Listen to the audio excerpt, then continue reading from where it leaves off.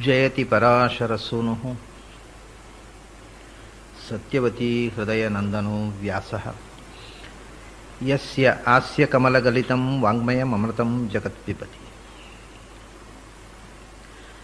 ಭುಜಗಭೋಗಾಭಮುದ್ಯಮ್ಯ ಹೃದಯಂ ನಿಜಭುಜಂ ದಕ್ಷಿಣಂ ಲಕ್ಷಣಾಢ್ಯಂ ಲಲಿತಮುದ್ರಿಕ್ತವಿಜ್ಞಾನಮುದ್ರಂ ಭಜ ಭಜ ಅನಂತಮಿತ್ಯಾಲಪಂತಂ ಪ್ರಣತವಾನ್ ಪ್ರಾಣಿನಾಂ ಪ್ರಾಣಭೂತಂ ಪ್ರಣತಿಭಿಃ ಪ್ರಣಯೇ ಪೂರ್ಣಬೋಧಂ ಭವದವೋಷ್ಣೇನ ತಾತಪ್ಯಮಾನಾನ್ ಭುವಿ ಪರಂ ನಾಥಮಪ್ರೇಕ್ಷಮಾಣಾನ್ ಭುವನಮನ್ಯೇನ ಚ ಅನ್ಯೇನ ದೋಷ್ಣ ಭವತು ಭೀರ್ಮಾ ಇತಿ ನಃ ಸಂತ್ವಯಂತಂ ಪ್ರಣತವಾನ್ ಪ್ರಾಣಿನಾಂ ಪ್ರಾಣಭೂತಂ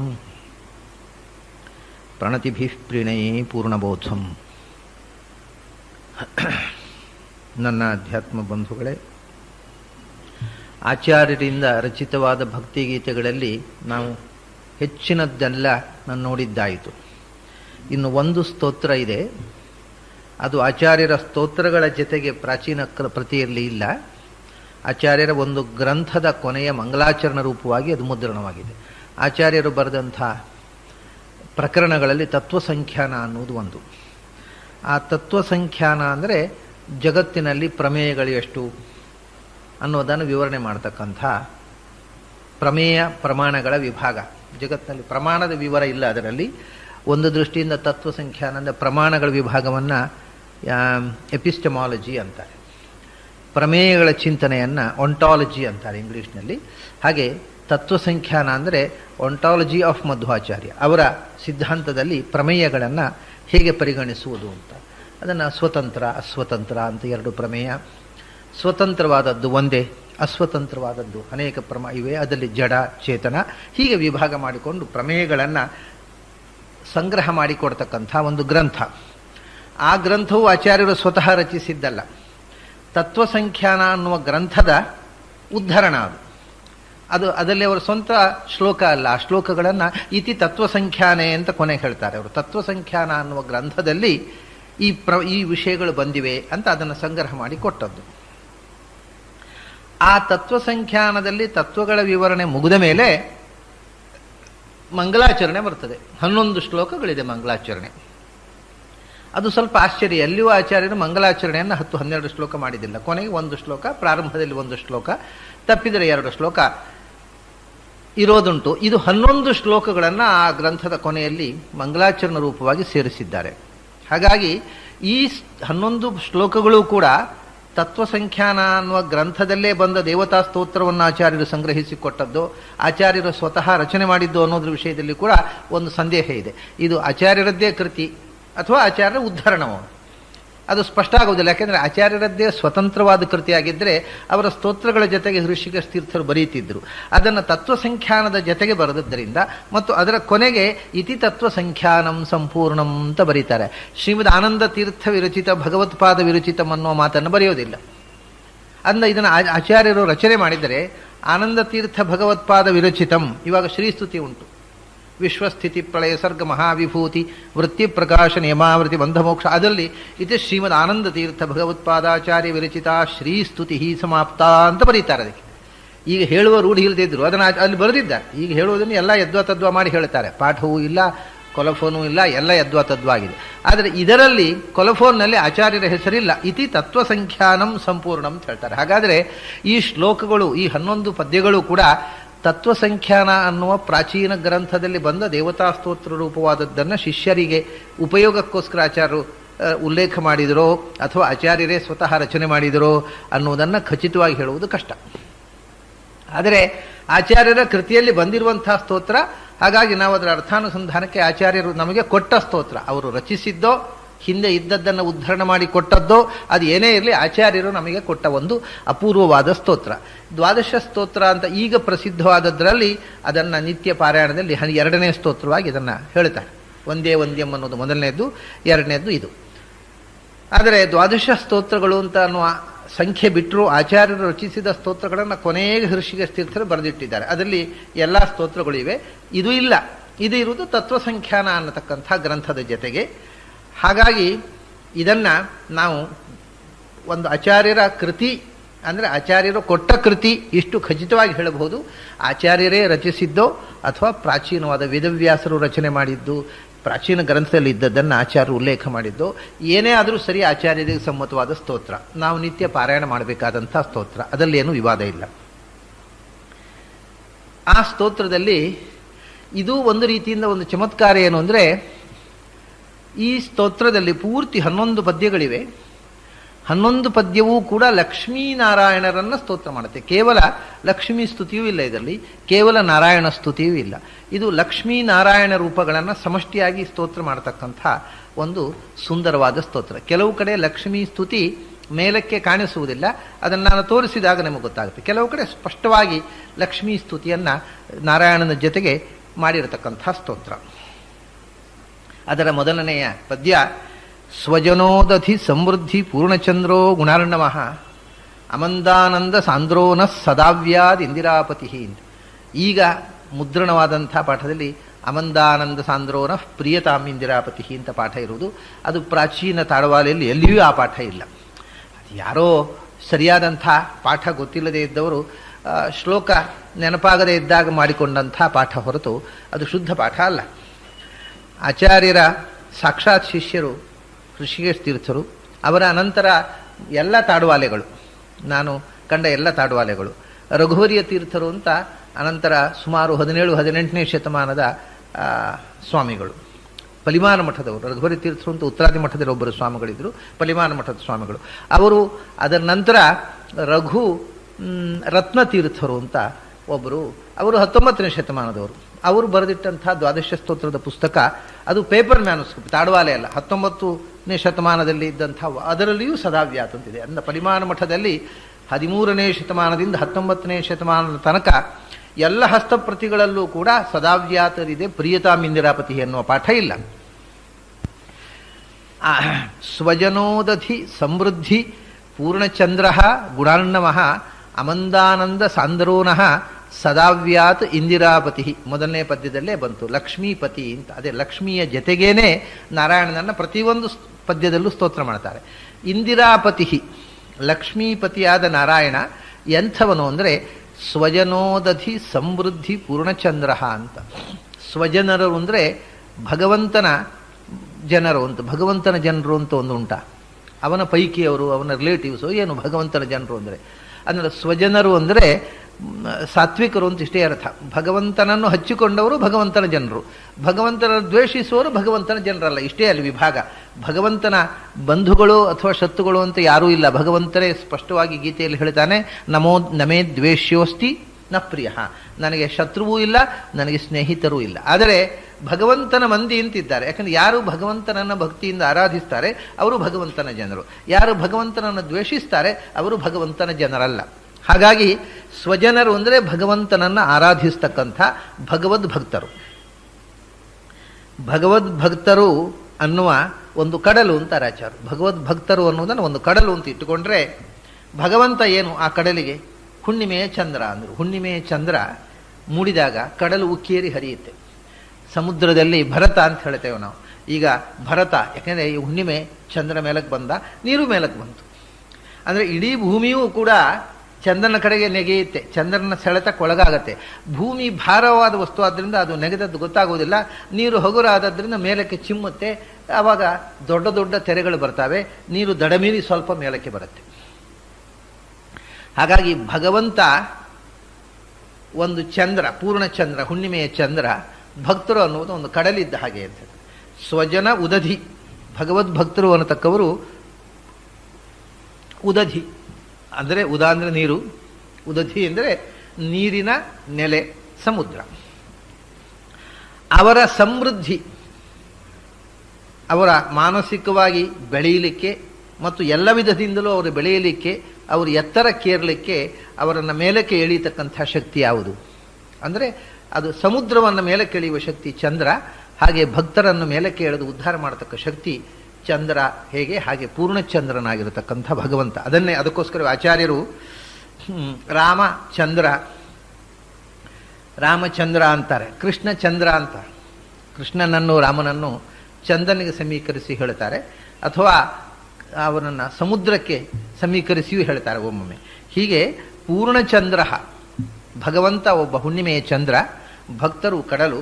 ಆ ಕಡಲನ್ನು ಎತ್ತರಕ್ಕೆ ಉಬ್ಬಿಸುವ, ಆ ಕಡಲು ಉಕ್ಕೇರಿ ಹರಿದಂತೆ ಭಗವಂತನ ಗುಣಗಳನ್ನು ಕೇಳಿದಾಗ, ಭಗವಂತನ ಬಗ್ಗೆ ತಿಳಿದಾಗ ಜ್ಞಾನಿಗಳು ಸಂತೋಷದಿಂದ ಉಕ್ಕೇರಿ ಹರಿದು ಬಿಡುತ್ತದೆ, ಅವರ ಮನಸ್ಸು ಆನಂದದಿಂದ ಮೇಲಕ್ಕೆ ಚಿಮ್ಮುತ್ತೆ. ಆದ್ದರಿಂದ ಭಕ್ತರೆಂಬ ಕಡಲಿಗೆ ಭಗವಂತ ಪೂರ್ಣಚಂದ್ರನಾಗಿದ್ದಾನೆ ಎಂದು. ಅವನು ಚಂದ್ರ ಅಷ್ಟೇ ಅಲ್ಲ, ಅವನು ಕಡಲೂ ಹೌದು ಅಂತಾರೆ. ಆಮೇಲೆ ಗುಣಾರ್ಣವಃ ಅಂತ, ಅವನು ಭಕ್ತರು ಅನ್ನುವ ಕಡಲಿಗೆ ಅವನು ಚಂದ್ರ, ಆದರೆ ಗುಣಗಳಿಗೆ ಅವನೇ ಕಡಲು ಅಂತಾರೆ. ಗುಣಗಳ ಕಡಲು, ಎಲ್ಲ ಗುಣಗಳು ತುಂಬಿ ನಿರತಕ್ಕಂಥ ಸ್ವಜನೋದಧಿ ಸಮೃದ್ಧಿ ಪೂರ್ಣಚಂದ್ರ ಗುಣಾರ್ಣವಃ. ಹಾಗಾಗಿ ಯಾವುದು ಕಡಲೋ ಅದು ಚಂದ್ರ ಅಲ್ಲ, ಯಾವುದು ಚಂದ್ರವೋ ಅದು ಕಡಲಲ್ಲ. ಆದರೆ ಇವನು ಚಂದ್ರನೂ ಹೌದು ಕಡಲೂ ಹೌದು ಅಂತಾರೆ ಆಚಾರ್ಯರು. ಭಕ್ತರಿಗೆ ಇವನು ಚಂದ್ರ, ಗುಣಗಳಿಗೆ ಇವನು ಕಡಲು. ಅಮಂದಾನಂದ ಸಾಂದ್ರೋನಃ ಸದಾವ್ಯಾದ್ ಇಂದಿರಾಪತಿ.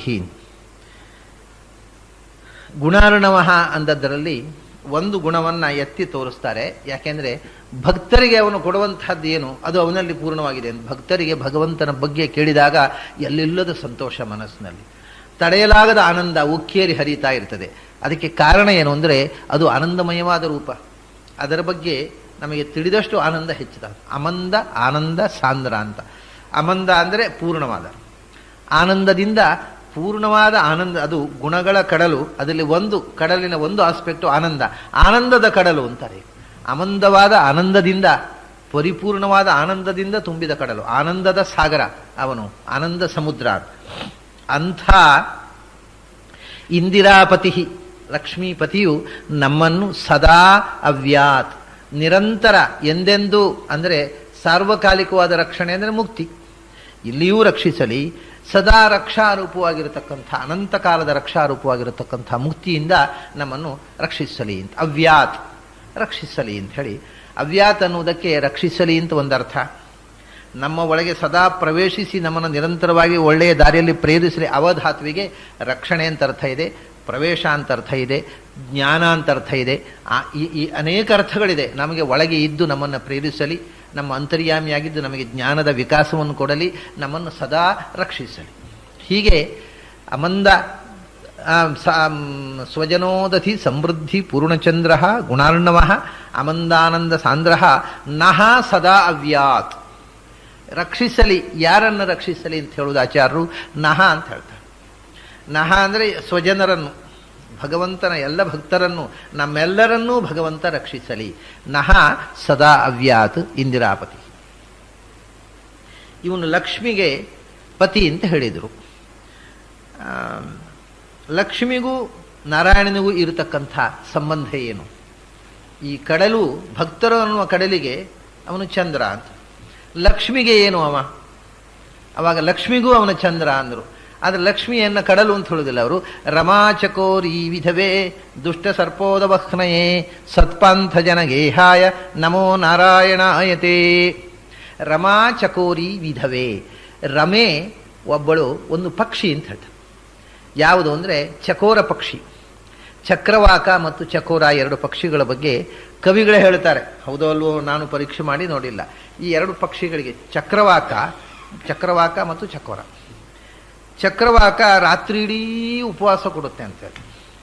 ರಾತ್ರಿ ಇಡೀ ಉಪವಾಸ ಕೂತು ಅದು ತನ್ನ ಸಂಗಾತಿಯಾಗಿರತಕ್ಕಂಥ ಚಕ್ರವಾಕದ ಹೆಣ್ಣು ಪಕ್ಷಿಯ ಜೊತೆಗೆ ಅದನ್ನು ಅರಸ್ತಾ ರಾತ್ರಿ ಇಡೀ ಹಲಬುತ್ತಾ ಇರ್ತದಂತೆ. ಅದಕ್ಕೆ ಸಂತೋಷದ ಕ್ಷಣ ಸೂರ್ಯೋದಯ. ಹಗಲು ಬಂದಾಗ ಸೂರ್ಯನನ್ನು ಕಂಡಾಗ ಅದು ಖುಷಿ ಪಡುತ್ತೆ ಅಂತ. ಆಮೇಲೆ ಚಕ್ರವಾಕ, ಹಾಗಾದರೆ ಚಕೋರ ಒಂದು ಪಕ್ಷಿ ಇದೆ. ಚಕೋರಕ್ಕೆ ಅದಕ್ಕೆ ರಾತ್ರಿಯನ್ನು ಕಾಯ್ತಾ ಇರ್ತಂತೆ, ಚಂದ್ರ ಯಾವಾಗ ಉದಿಸುತ್ತಾನೆ ಅಂತ. ಚಂದ್ರೋದಯ ಆಯಿತು ಅಂದರೆ ಅದಕ್ಕೆ ಸಂತೋಷದ ಸಮಯ. ಚಕ್ರವಾಕ, ಸೂರ್ಯ ಮತ್ತು ಕಮಲ, ಇದು ಒಂದು ಹೂ, ಕಮಲ ಹೂವು, ಅದು ಸೂರ್ಯನನ್ನು ಕಂಡು ಹೊರಳೋದು. ಚಕ್ರವಾಕ ಸೂರ್ಯೋದಯದಿಂದ ಸಂತೋಷ ಪಡುವುದು. ಹೂ, ಪ್ರಾಣಿ ಮತ್ತು ಸೂರ್ಯ. ಹಾಗೆ ಚಂದ್ರನಿಗೂ ಒಂದು ಹೂ ಮತ್ತು ಒಂದು ಪ್ರಾಣಿ, ಒಂದು ಸಂಬಂಧ ಇದೆ. ಈ ಚಕೋರ ಅನ್ನುವಂಥ ಪಕ್ಷಿ, ಅಲ್ಲಿ ಚಕ್ರವಾಕ ಇದ್ದ ಹಾಗೆ, ಮತ್ತು ಕುವಲಯ ರಾತ್ರಿ ಅರಳತಕ್ಕಂಥದ್ದು ನೈದಿಲೆ. ಕಮಲ ಅಲ್ಲ, ಅದು ಕುವಲಯ ಅಂತ ಇನ್ನೊಂದು ಹೇಳ್ತಾರೆ. ಹೀಗೆ ರಾತ್ರಿ ಹೊತ್ತು ಅರಳುವಂಥದ್ದು, ಕಮಲದ ಹಾಗೆ ಇರುವುದದು. ಕಮಲದ ಹಾಗೆ ಇರುವ ರಾತ್ರಿ ಹೊತ್ತು ಅರಳುವ ಕಮಲ ಅಂತ ಹೇಳೋಣ ಬೇಕಿದ್ರೆ. ತಾವರೆ, ರಾತ್ರಿ ಹೊತ್ತು ಅರಳುವ ತಾವರೆ ಒಂದಿದೆ. ಅದಕ್ಕೆ ನೈದಿಲೆ ಅಂತ ಹೇಳ್ತಾರೆ, ಇದಕ್ಕೆ ತಾವರೆ ಅಂತ ಹೇಳ್ತಾರೆ, ಬೇರೆ ಬೇರೆ. ನೈದಿಲೆ ಅಂತ ಕಮಲಕ್ಕೂ ಹೇಳ್ತಾರೆ. ಈ ಕನ್ನಡದಲ್ಲಿ ತುಂಬ ಸಂಕೀರ್ಣವಾಗಿದೆ ಶಬ್ದಗಳು, ಸಂಸ್ಕೃತದಲ್ಲಿ ಅದನ್ನು ಕುವಲಯ ಅಂತ ಹೇಳ್ತಾರೆ. ರಾತ್ರಿ ಹೊತ್ತು ಅರಳುವಂಥ ತಾವರೆ ಅದು. ಆ ಕುವಲಯ ಮತ್ತು ಚಕೋರ ಮತ್ತು ಚಂದ್ರ ಈ ಮೂರು ಒಂದು ಸಂಬಂಧ. ರಾತ್ರಿ ಆಯಿತು ಅಂದರೆ ಕುವಲಯ ಅರಳಿತು, ಹಾಗೆಯೇ ಚಕೋರದ ಮನಸ್ಸು ಅರಳಿತು, ಖುಷಿ ಪಟ್ಟಿತು, ಚಕೋರಕ್ಕೆ ಖುಷಿ ಆಯಿತು. ಬೆಳಗಾಯಿತು ಅಂದರೆ ಕುವಲಯ ಬಾಯಿ ಕಣ್ಮುಚ್ಚಿತು, ಮುಚ್ಚಿತದು, ಮೊಗ್ಗಾಯಿತು, ಅರಳಿದ್ದು ಪುನಃ ಮುಚ್ಚಿಕೊಂಡಿತು, ಹಾಗೆಯೇ ಚಕೋರಕ್ಕೆ ಕಣ್ಣೀರು. ಹಾಗೆ ರಾತ್ರಿ ಆಯಿತು ಅಂದಾಗ ಕಮಲ ಮುಚ್ಚಿತು, ಚಕ್ರವಾಕಕ್ಕೆ ಕಣ್ಣೀರು. ಬೆಳಗಾಯಿತು ಅಂದ ತಕ್ಷಣ ಕಮಲ ಅರಳಿತು, ಚಕ್ರವಾಕದ ಮನಸ್ಸು ಅರಳಿತು. ಸೂರ್ಯನ ಜೊತೆಗೆ ಅರಳುವಂಥದ್ದು ಚಕ್ರವಾಕ ಮತ್ತು ಕಮಲ, ಚಂದ್ರನ ಜೊತೆಗೆ ಅರಳುವಂಥದ್ದು ಚಕೋರ ಮತ್ತು ಕುವಲಯ. ಹಾಗಾಗಿ ಭಗವಂತನನ್ನು ಚಂದ್ರ ಅಂತ ನಾವು ಹೇಳಿಬಿಟ್ಟಿದ್ದೇವೆ, ಭಕ್ತರಿಗೆ ಅವನು ಚಂದ್ರ ಅಂತ. ಲಕ್ಷ್ಮಿಗೂ ಚಂದ್ರ ಅಂತ. ಲಕ್ಷ್ಮಿಗೆ ಚಂದ್ರ ಅಂದರೆ ಲಕ್ಷ್ಮಿ ಭಕ್ತರು ಅನ್ನುವ ಕಡಲಿಗೆ, ಲಕ್ಷ್ಮಿ ಅನ್ನುವ ಚಕೋರ ಪಕ್ಷಿಗೆ ಅವನು ಹುಣ್ಣಿಮೆಯ ಚಂದ್ರ ಅಂತ. ರಮಾ ಚಕೋರಿ, ರಮಾ ಲಕ್ಷ್ಮಿ ಚಕೋರ ಪಕ್ಷಿ ಆದರೆ ಇವನು ಚಂದ್ರ. ಚಂದ್ರನನ್ನು ಕಂಡ ತಕ್ಷಣ ಚಕೋರ ಪಕ್ಷಿಗೆ ಸಂತೋಷ. ಹಾಗೆ ಭಗವಂತನನ್ನ ದರ್ಶನದಿಂದ ಸದಾ ಆನಂದವನ್ನು ಅನುಭವಿಸ್ತಾ ಇರುವವಳು. ಏಕೆಂದರೆ ಈ ಉಪಮಾನ ನೋಡಿ, ಇವಾಗ ಸಮುದ್ರ ಭಕ್ತರು ಭಗವಂತನನ್ನು ಕಂಡು ಅವರು ಸಂತೋಷದಿಂದ ಚಿಮ್ಮುತ್ತಾರೆ, ಮೇಲಕ್ಕೇರ್ತಾರೆ. ಉಕ್ಕೇರುವುದು. ಲಕ್ಷ್ಮಿಯಲ್ಲಿ ಭಗವಂತನನ್ನು ಕಂಡು ಮೇಲಕ್ಕೆ ಹೋಗುವ ಪ್ರಶ್ನೆ ಇಲ್ಲ, ಅವಳು ಮೇಲೇ ಇರುವವಳು. ಸಮುದ್ರದ ಹಾಗೆ ಉಕ್ಕೇರುವ ಪ್ರಶ್ನೆ ಇಲ್ಲ. ಭಗವಂತನನ್ನು ಸದಾ ಕಾಣುವುದರಿಂದ ಬರುವ ಆನಂದ, ಆ ಒಳಗಿನಿಂದ ಖುಷಿ ಇರುವುದು ಭಗವಂತನ ಕಾಣುವುದರಿಂದ. ಅದಕ್ಕೋಸ್ಕರ ಲಕ್ಷ್ಮಿಯನ್ನು ಸಮುದ್ರ ಅಂತ ಹೇಳುವುದಿಲ್ಲ, ಚಕೋರ ಪಕ್ಷಿ ಅಂತಂದು. ಚಕೋರ ಪಕ್ಷಿ ಚಂದ್ರನನ್ನು ಕಂಡಾಗ ಖುಷಿ ಪಡುತ್ತೆ. ಹಾಗೆ ಸದಾ ಭಗವಂತನನ್ನು ಕಂಡು ಆನಂದದಿಂದ ಇರುವವಳು ರವಿ. ರಮಾ ಚಕೋರಿ ವಿಧವೇ ದುಷ್ಟ ಸರ್ಪೋದವಹ್ನಯೇ. ಹಾಗೆ ಭಗವಂತ ಭಕ್ತರಿಗೆ ಏನು ಅಂತ ಗೊತ್ತಾಯ್ತು ನಮಗೆ. ಭಕ್ತರಲ್ಲೇ ಅತ್ಯಂತ ಶ್ರೇಷ್ಠಳಾದಂತಹ ಅಂತರಂಗ ಭಕ್ತಳಾಗಿರತಕ್ಕಂಥ ರಮೆಗೆ ಭಗವಂತ ಏನು ಅನ್ನೋದು ಗೊತ್ತಾಯಿತು. ಭಗವಂತನ ಸ್ವಜನರಲ್ಲದವರಿಗೆ, ಭಗವಂತನನ್ನು ದ್ವೇಷಿಸುವವರಿಗೆ ಭಗವಂತ ಏನು? ಅದಕ್ಕೆ ಹೇಳ್ತಾರೆ ದುಷ್ಟ ಸರ್ಪ ಉದವಹ್ನಯೇ ಅಂತ. ದುಷ್ಟರು ಅನ್ನತಕ್ಕಂಥ ಹಾವು, ಅವನು ಸಜ್ಜನರು ಅನ್ನುವ ಕಡಲು ಅಂದರು, ದುಷ್ಟರು ಅನ್ನುವ ಹಾವುಗಳು. ಯಾಕೆಂದರೆ ಅವು ಅಕಾರಣವಾಗಿ ಯಾರು ಸಿಕ್ಕಿದರೆ ಅವರನ್ನು ಕಚ್ಚುವವು. ಅಂದ ದುಷ್ಟರು ಅನ್ನತಕ್ಕಂಥ ಹಾವುಗಳು ವಿಷಜಂತುಗಳು. ವಿಶೇಷವಾಗಿ ದುಷ್ಟರು ಅವರಲ್ಲಿರತಕ್ಕಂಥ ಒಂದು ದುರ್ಗುಣ ಏನು ಅಂದರೆ ಅವರ ಮಾತು ವಿಷ, ಅವರ ಅರಿವು ವಿಷ, ಎಲ್ಲವೂ ಅವರ ಸಂಹಾರಕ್ಕೆ ಅಧಃಪಾತಕ್ಕೆ ತಮಸ್ಸಿಗೆ ಕಾರಣವಾಗಿರತಕ್ಕಂಥದ್ದು. ಆದ್ದರಿಂದ ದುಷ್ಟರು ಅನ್ನತಕ್ಕಂಥ ಹಾವುಗಳು. ಸರ್ಪ ಅಂತಂದರೆ ವಾಸ್ತವಿಕವಾಗಿ ಸರ್ಪ ಅಂದರೆ ಸಂಸ್ಕೃತದಲ್ಲಿ ವಿಷ ಇರುವ ಹಾವು ಅಂತ ಅರ್ಥ ಅಲ್ಲ, ಯಾವುದೂ ಆಗಬಹುದು. ಸರ್ಪ ಅಂದರೆ ಹೊಟ್ಟೆ ಹೊಸೆದುಕೊಂಡು ಹರಿಯುವಂಥ ಪ್ರಾಣಿ, ಸರಿ ಸರ್ಪ ಅಂತ ಹೇಳ್ತೇವಲ್ಲ ಅದು ಸರ್ಪ. ಅದರಿಂದ ವಿಷ ಇರುವ ಹಾವು, ನಾಗರ ಹೆಡೆ ಇರುವ ಹಾವು ಸರ್ಪ. ಹೆಡೆ ಇಲ್ಲದೇ ಇರತಕ್ಕಂಥ ನೀರಿನಲ್ಲಿ ಇರ್ತಾವಲ್ಲ ಕೆರೆ ಹಾವು ಅಂತೇವೆ, ಅದು ಸರ್ಪ. ಆ ನೆಲದಲ್ಲಿ ಇರತಕ್ಕಂಥ ಹಾವು ಸರ್ಪ. ಅಥವಾ ವಿಷ ಇರುವ ಹೆಡೆ ಇಲ್ಲದ ಕನ್ನಡಿ ಹಾವು ಇತ್ಯಾದಿಗಳಿದೆ, ಅವು ಸರ್ಪ. ಅದು ಬರೀ ಎರೆಹುಳ ಕೂಡ ಸರ್ಪ. ಹೊಟ್ಟೆಯನ್ನು ಹೊಸೆದುಕೊಂಡು ಹೋಗತಕ್ಕಂಥ ಎಲ್ಲವೂ ಸರ್ಪ. ಸಣ್ಣ ಹುಳಗಳಿದ್ದ, ಹುಳ ಹುಪ್ಪಟೆಗಳು, ಎರೆಹುಳ, ಇವು ಸಣ್ಣ ಹುಳಗಳು ಹೊಟ್ಟೆ ಹೊಸೆದುಕೊಂಡು ಹೋಗುವವು, ಅವು ಎಲ್ಲವೂ ಸರ್ಪವೇ. ಆಮೇಲೆ ಅದಕ್ಕೆ ಆ ಹೊಟ್ಟೆ ಹೊಸೆದುಕೊಂಡು ಹೋಗ್ತಾ ಹೋಗ್ತಾ ಹೋಗ್ತಾ ಕೈಕಾಲುಗಳು ಮೂಡಿತಲ್ಲ, ಹಲ್ಲಿ ಇತ್ಯಾದಿ ಓತಿಕೆ ಆತ, ಅವು ಸರ್ಪಗಳಲ್ಲ. ಯಾಕಂದರೆ ಅವು ಮತ್ತೆ ಕಾಲಿನ ಗ್ರಿಪ್ಪಿನಿಂದ ಹೋಗಲಿ ಪ್ರಾರಂಭ ಮಾಡಿದವು. ಕಾಲೇ ಇಲ್ಲದೆ ಹೊಟ್ಟೆಯಿಂದಲೇ ಉರಗ, ಎದೆ ಮತ್ತು ಹೊಟ್ಟೆಯನ್ನು ಹೊಸೆದುಕೊಂಡು ಹೋಗುವಂತಹ ಸ್ಥಿತಿಯಲ್ಲಿರುವ ಎಲ್ಲವೂ ಸರ್ಪ. ಸರ್ಪಣ ಅಂದರೆ ಹೊಟ್ಟೆ ಹೊಸೆದುಕೊಂಡು ಹೋಗುವುದು. ಅಂದ್ರೆ ಸರ್ಪ ಅಂದರೆ ವಿಷಜಂತು ಅಂತ ಅರ್ಥ ಅಲ್ಲ, ಆದರೆ ಇಲ್ಲಿ ಆ ಅರ್ಥದಲ್ಲಿ ಪ್ರಯೋಗ ಮಾಡ್ತಾರೆ. ಈಗ ಸರ್ಪಗಳಲ್ಲಿ ಗೀತೆಯಲ್ಲಿ ಒಂದು ಮಾತು ಬರ್ತದೆ, ನಾನು ಸರ್ಪಗಳಲ್ಲಿ ವಾಸುಕಿ, ನಾಗಗಳಲ್ಲಿ ಅನಂತ ಅಂತ. ಸರ್ಪಾಣಾಮಸ್ಮಿ ವಾಸುಕಿ ಅನಂತಶ್ಚಾಸ್ಮಿ ನಾಗಾನಾಂ ಅಂತ. ಸರ್ಪಗಳಲ್ಲಿ ನಾನು ವಾಸುಕಿ, ನಾಗಗಳಲ್ಲಿ ನಾನು ಅನಂತ ಅಂತ. ಅಲ್ಲಿ ನಾಗ ಅಂದರೆ ಹೆಡೆ ಇರುವ ಸರ್ಪ, ನಾವು ಅದಕ್ಕೆ ಹೇಳ್ತೇವೆ, ಅದನ್ನೇ ನಾಗರ ಹಾವು ಅಂತ ಹೇಳ್ತೇವೆ. ಆ ಹಾವಿನಲ್ಲಿ ನಾಗ ಅಂದರೆ ಹೆಡೆ ಇರುವಂಥ, ಅದರಿಂದ ನಾಗರ ಹಾವು ಅಂತ ಅದಕ್ಕೆ ಹೆಸರು ಬಂದದ್ದು. ಹಾಗಾಗಿ ನಾಗ ಅಂದರೆ ಹೆಡೆ ಇರುವ ಹಾವು, ಸರ್ಪ ಅಂದರೆ ಹೆಡೆ ಇಲ್ಲದ ಹಾವು. ವಿಷ ಇರಲಿ ಇಲ್ಲದೇ ಇರಲಿ ಅದು ಮುಖ್ಯ ಅಲ್ಲ. ಇಲ್ಲಿ ಸರ್ಪ ಅನ್ನತಕ್ಕಂಥದ್ದನ್ನು ಆಚಾರ್ಯರು ಪ್ರಯೋಗಿಸಿದ್ದು ಮಾತ್ರ ಇಲ್ಲಿ ನಾಗ ಅನ್ನುವ ಅರ್ಥದಲ್ಲಿ. ಬರೇ ಹೊಟ್ಟೆ ಹೊಸೆದುಕೊಂಡು ಹೋಗತಕ್ಕಂಥ ಪ್ರಾಣಿಯಲ್ಲ, ವಿಷಜಂತು ಅನ್ನುವ ಅರ್ಥದಲ್ಲಿ. ಆದರೆ ವಿಷಜಂತುವಿನಲ್ಲಿ ಸರ್ಪ ಅನ್ನುವ ಶಬ್ದವನ್ನು ಯಾಕೆ ಬಳಸುವುದಂದರೆ ಅವು ಭಗವಂತನನ್ನು ದ್ವೇಷಿಸಿ ಹೊಟ್ಟೆ ಹೊಸೆದುಕೊಂಡು ನಡೆಯುವಂಥ ಹುಳದಂತೆ ಅತ್ಯಂತ ನಿಕೃಷ್ಟವಾದ ಜಂತು ಅಂತ. ನಾವು ತೀರ ತಿರಸ್ಕಾರ ಹೇಳ್ಬೇಕಾದ್ರೆ ಅವನು ಮನುಷ್ಯ ಅಲ್ಲ, ಒಂದು ಹುಳ ಅಂತೇವೆ. ಆ ಹುಳ ಅಂತಂದ್ರೆ ಅತ್ಯಂತ ನಿಕೃಷ್ಟವಾದಂಥ ಒಂದು ಉಪಮಾನ. ಅದನ್ನ ಭಗವಂತನನ್ನು ದ್ವೇಷಿಸುವವರು ಹೊಟ್ಟೆ ಹೊಸೆದುಕೊಂಡು ಹರಿಯುವ ಹುಳಗಳು ಅಂತ, ಅದಕ್ಕೆ ಸರ್ಪ ಅನ್ನೋ ಶಬ್ದವನ್ನು ಬಳಸಿದರು. ಆದರೆ ಆ ಹುಳಗಳು ಕಚ್ಚುವ ಹುಳಗಳು, ವಿಷ ಇರುವ ಹುಳಗಳು. ಅದು ಆಚಾರ್ಯರಿಗೆ ಮುಖ್ಯ ಅಲ್ಲ, ಯಾಕೆಂದ್ರೆ ಅವರಿಗೆ ಯಾವ ಕಚ್ಚೋದೇ ಇಲ್ಲ ಯಾವುದು. ಅವರಿಗೆ ಏನಂದ್ರೆ ಹುಳಗಳಾಗಿ ಕಾಡ್ತವೆ. ಭಗವಂತನ ಎತ್ತರವನ್ನು ತಿಳಿಯದೆ ಹೊಟ್ಟೆ ಹೊಸೆಯುವ ನಿಕೃಷ್ಟ ಪ್ರಾಣಿಗಳು ಅಷ್ಟೇ ಅವರಿಗೆ. ಅದನ್ನ ಸರ್ಪ ಅನ್ನೋ ಶಬ್ದವನ್ನು ಬಳಸ್ತಾರೆ ಅವರು. ಸರ್ಪಗಳಿಗೆ ಇವನು ಉದವಹ್ನಿ ಅಂತ. ದುಷ್ಟ ಸರ್ಪ ಉದವಹ್ನಯೇ.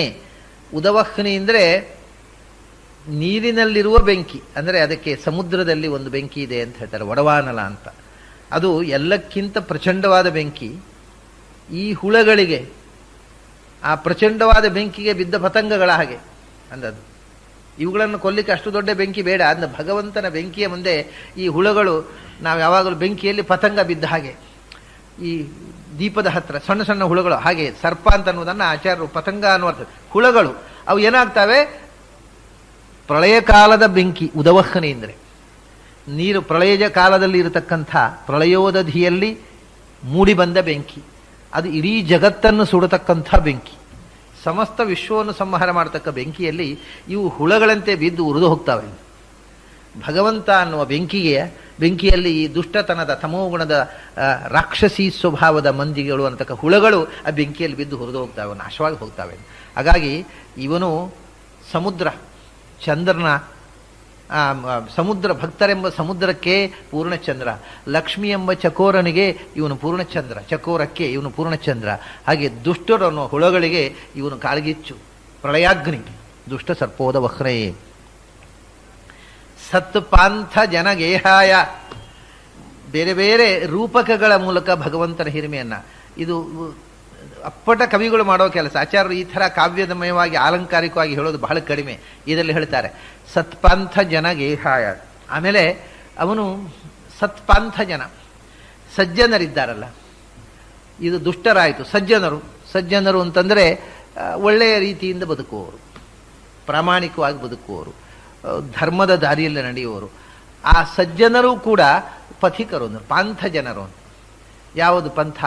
ಈ ಸಂಸಾರದಲ್ಲಿ ಊರಿಂದ ಊರಿಗೆ ಅಲೆಯುವಂಥ ಯಾತ್ರಿಕರು ಅಂತ. ಸಂಸಾರದ ಯಾತ್ರೆಯಲ್ಲಿ ತೊಡಗಿದವರು. ಅದರಿಂದ ಸಜ್ಜನರೂ ಯಾತ್ರಿಕರು, ದುರ್ಜನರೂ ಯಾತ್ರಿಕರೇ. ದುರ್ಜನರ ಕಥೆ ಗೊತ್ತಾಯ್ತು ನಮಗೆ. ಸಜ್ಜನರು ಅನ್ನತಕ್ಕಂಥ ಯಾತ್ರಿಕರಿಗೆ ಇವನು ಏನು ಅಂದರೆ, ಯಾತ್ರಿಕರಿಗೆ, ಸಜ್ಜನರು ಅನ್ನುವ ಯಾತ್ರಿಕರಿಗೆ ಇವನು ಛತ್ರ ಅಂತ ಹೇಳ್ತಾರೆ. ಎಲ್ಲಿ ಹೋದರೂ ಅಲ್ಲಿ ಒಂದು ಛತ್ರ ಬೇಕು. ಯಾತ್ರೆ ಹೋದಲ್ಲಿ ಭಗವಂತ ಅಂಥವರಿಗೆ ವಾಸಸ್ಥಾನವನ್ನು ಒದಗಿಸ್ತಕ್ಕಂಥ ಗೇಹ ಅಂದರೆ ಛತ್ರ, ವಾಸಸ್ಥಾನ. ಸಜ್ಜನರು ಅನ್ನುವ ಯಾತ್ರಿಕರಿಗೆ ಅವರು ಎಲ್ಲಿ ಯಾತ್ರೆ ಹೋದರೂ ಅವರಿಗೆ ಒಂದು ಶೆಲ್ಟರ್ ಇದೆ, ಆಶ್ರಯ ಇದೆ. ಯಾವುದು? ಅದು ಭಗವಂತನೇ ಅವನಿಗೆ ಮನೆಯಾಗಿ. ಸಜ್ಜನರು ಅನ್ನುವ ಯಾತ್ರಿಕರಿಗೆ ಎಲ್ಲಿ ಯಾತ್ರೆಗೆ ಹೋದರೆ ಅಲ್ಲಿ ಅವರಿಗೆ ನೆಲೆಯಾಗಿ ನಿಲ್ಲತಕ್ಕಂಥ ಗೇಹ, ಮನೆಯಾಗಿ, ಆಶ್ರಯವಾಗಿ, ರಕ್ಷಕನಾಗಿ ನಿಲ್ಲತಕ್ಕಂಥ ಶಕ್ತಿ ಭಗವಂತ. ಅಂಥ ನಮೋ ನಾರಾಯಣಾಯತೆ, ನಿನಗೆ ನಾರಾಯಣನಿಗೆ ನಮಸ್ಕಾರ ಅಂತ. ಇಲ್ಲಿ ನಾರಾಯಣ ಅಂತ ಮೊದಲೇ ರಮ ಅನ್ನುವುದು ಬಂದಿದೆ, ನಾರಾಯಣ ಅನ್ನುವ ಶಬ್ದವನ್ನು ಬಳಸಿದ್ದಾರೆ. ನಾರಾಯಣ ಅಂತಂದರೆ, ನಾರಾ ಅಂದರೆ ಲಕ್ಷ್ಮಿ, ಅವಳಿಗೆ ಅಯನ ಅಂದರೆ ಆಶ್ರಯ. ಮತ್ತೆ ಪುನಃ ಇಂದಿರಾಪತಿ ಅನ್ನುವುದನ್ನೇ ನಾರಾಯಣ ಅನ್ನುವ ಶಬ್ದದಿಂದ ಹೇಳಿದರು. ನಾರಾ ಅಂದರೆ ಅರ ಅಂದರೆ ದೋಷ. ನಾನು ಅರವಿಂದ ಅನ್ನುವುದನ್ನು ನಿನ್ನೆ ವಿವರಿಸುವಾಗ ಹೇಳಿದ್ದೆ. ಅರ ಅಂದರೆ ದೋಷ, ಯಾವ ದೋಷವೂ ಇಲ್ಲದವಳು ನಾರಾ. ನಾರಾ ಅಂದರೆ ನಿರ್ದುಷ್ಟವಾಗಿರತಕ್ಕ ತತ್ವ. ಭಗವಂತನನ್ನು ಬಿಟ್ಟರೆ ಪ್ರಪಂಚದಲ್ಲಿ ಯಾವ ದೋಷವೂ ಇಲ್ಲದ ತತ್ವ ಅಂದರೆ ಲಕ್ಷ್ಮಿ ಒಬ್ಬಳೇ. ಅವಳಲ್ಲಿಯೂ ದೋಷ ಇದೆ ನೀವು ಒಂದು ದೃಷ್ಟಿಯಿಂದ ಹೇಳುವುದಾದರೆ. ಯಾಕೆಂದರೆ ಪಾಸಿಟಿವ್ ಆದ ದೋಷಗಳೇನೂ ಇಲ್ಲ, ನೆಗೆಟಿವ್ ಆದ ದೋಷಗಳಿದೆ. ಅವಳಲ್ಲಿಯೂ ಸ್ವತಂತ್ರತ್ವ ಇಲ್ಲ, ಅವಳು ಅಸ್ವತಂತ್ರಳು. ಅಸ್ವಾತಂತ್ರ್ಯ ಅನ್ನೋದು ಒಂದು ದೋಷ, ಆದರೆ ಅವಳಲ್ಲಿ ಇದೆ ಅದು. ಆಮೇಲೆ ಪೂರ್ಣತ್ವ ಇಲ್ಲ, ಅವಳು ಅಪೂರ್ಣಳು. ಭಗವಂತನ ಮುಂದೆ ಅವಳು ಪೂರ್ಣಳಲ್ಲ. ಆದ್ದರಿಂದ ಅಪೂರ್ಣತ್ವ ಅನ್ನೋದು ಒಂದು ದೋಷ, ಆದರೆ ಅಂಥ ದೋಷ ಅವಳಲ್ಲಿಯೂ ಇದೆ. ಆದರೆ ಅದನ್ನು ದೋಷ ಅಂತ ಯಾರೂ ಪರಿಗಣಿಸುವುದಿಲ್ಲ. ಅಪೂರ್ಣತ್ವ ಅದೊಂದು ಕ್ವಾಲಿಟಿ. ಅದು ಭಗವಂತನೇ ಒಬ್ಬನೇ ಪೂರ್ಣ, ಉಳಿದವರು ಪೂರ್ಣರಲ್ಲ ಅನ್ನೋದು ಅದೊಂದು ದೋಷ ಅಲ್ಲ. ಅಪೂರ್ಣತ್ವ ಅನ್ನೋದು ಒಂದು ದೋಷ ಅಲ್ಲ. ಇವಾಗ ಒಬ್ಬ ಮನುಷ್ಯ ಇರ್ತಾನೆ, ಅವನು ಮನೆಯಲ್ಲಿ ಏನೋ ಅವತ್ತು ತಿಂಡಿ ಮಾಡಿರ್ತಾರೆ ಅಂತ ಇಟ್ಕೊಳ್ಳಿ. ಆ ತಿಂಡಿ ಒಬ್ಬ ಆ ತಿಂಡಿಯಲ್ಲಿ ಅರ್ಧಾಂಶವನ್ನು ಒಬ್ಬನೇ ತಿಂದ್ಬಿಡ್ತಾನೆ. ಒಳ್ಳೆ ಪಚನೇಂದ್ರಿಯ ಚೆನ್ನಾಗಿರುತ್ತೆ, ಅವನಿಗೆ ಒಳ್ಳೆ ಪಾಚನ ಆಗುತ್ತೆ. ಮತ್ತೊಬ್ಬನಿಗೆ ಆ ತಿಂಡಿ ಬೇಡ ಅಂತ ಬಿಡ್ತಾನೆ, ಅಥವಾ ಒಂದು ತುಂಡು ತಿಂತಾನೆ. ಅವನಲ್ಲಿ ತಿಂಡಿ ತಿನ್ನುವ ಶಕ್ತಿ ಇಲ್ಲ. ಆ ಅಶಕ್ತಿ ಅನ್ನೋದು ದೋಷ ಅಲ್ಲ. ಹಾಗೇನೆ ಕೆಲವು ದೋಷ ಅಲ್ಲ. ಹಾಗಂತ ಒಂದು ಶಾಸ್ತ್ರವನ್ನು ತಿಳಿಯುವ ಶಕ್ತಿ ಇಲ್ಲ ಅಂದರೆ ಅದು ದೋಷ ಆಗುತ್ತೆ. ಅವನಿಗೊಬ್ಬನಿಗೆ ಒಂದು ತಿಂಡಿಯನ್ನು ತಿನ್ನುವ ಶಕ್ತಿ ಇಲ್ಲ ಅನ್ನೋದು ಡಿಸ್ಕ್ವಾಲಿಫಿಕೇಶನ್ ಅಲ್ಲ, ಅದು ದೋಷ ಅಲ್ಲ. ಹಾಗಾಗಿ ಕೆಲವು ಅಪೂರ್ಣತೆಗಳು, ಕೆಲವು ಅಶಕ್ತಿಗಳನ್ನು ಕೆಲವು ಸಂದರ್ಭದಲ್ಲಿ ದೋಷ ಅಂತ ಪರಿಗಣಿಸ್ತಾರೆ, ಕೆಲವು ದೋಷ ಅಲ್ಲ ಅಂತ. ಬಹುಭುಕ್ತ್ವ ಅನ್ನೋದು ನಮಗೆ ದೋಷ ಅಂತ. ಭಗವಂತ ಎಲ್ಲವನ್ನೂ ತಿನ್ನುವನು, ಬಹುಭುಕ್ ಅಂತ.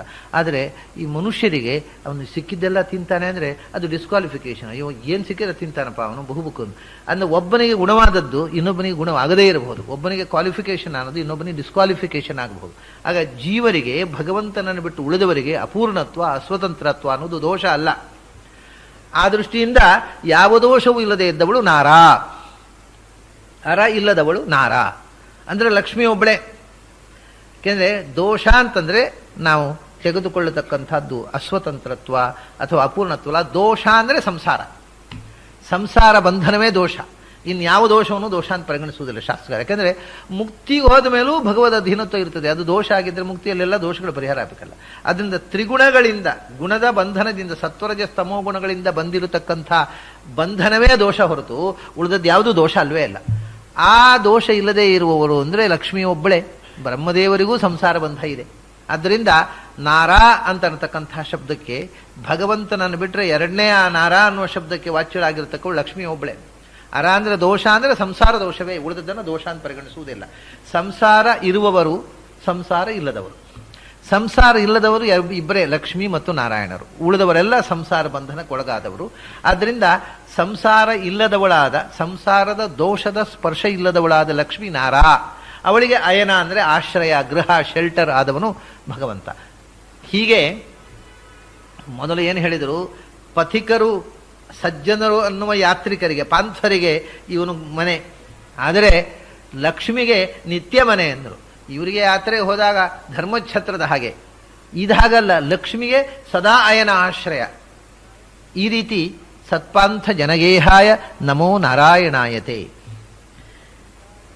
ಚಿದಚಿದ್ ಭೇದಮಖಿಲಂ ವಿಧಾಯಾಧಾಯ ಭುಂಜತೆ ಅವ್ಯಾಕೃತ ಗೃಹಸ್ಥಾಯ ರಮಾಪ್ರಣಯಿನೇ ನಮಃ.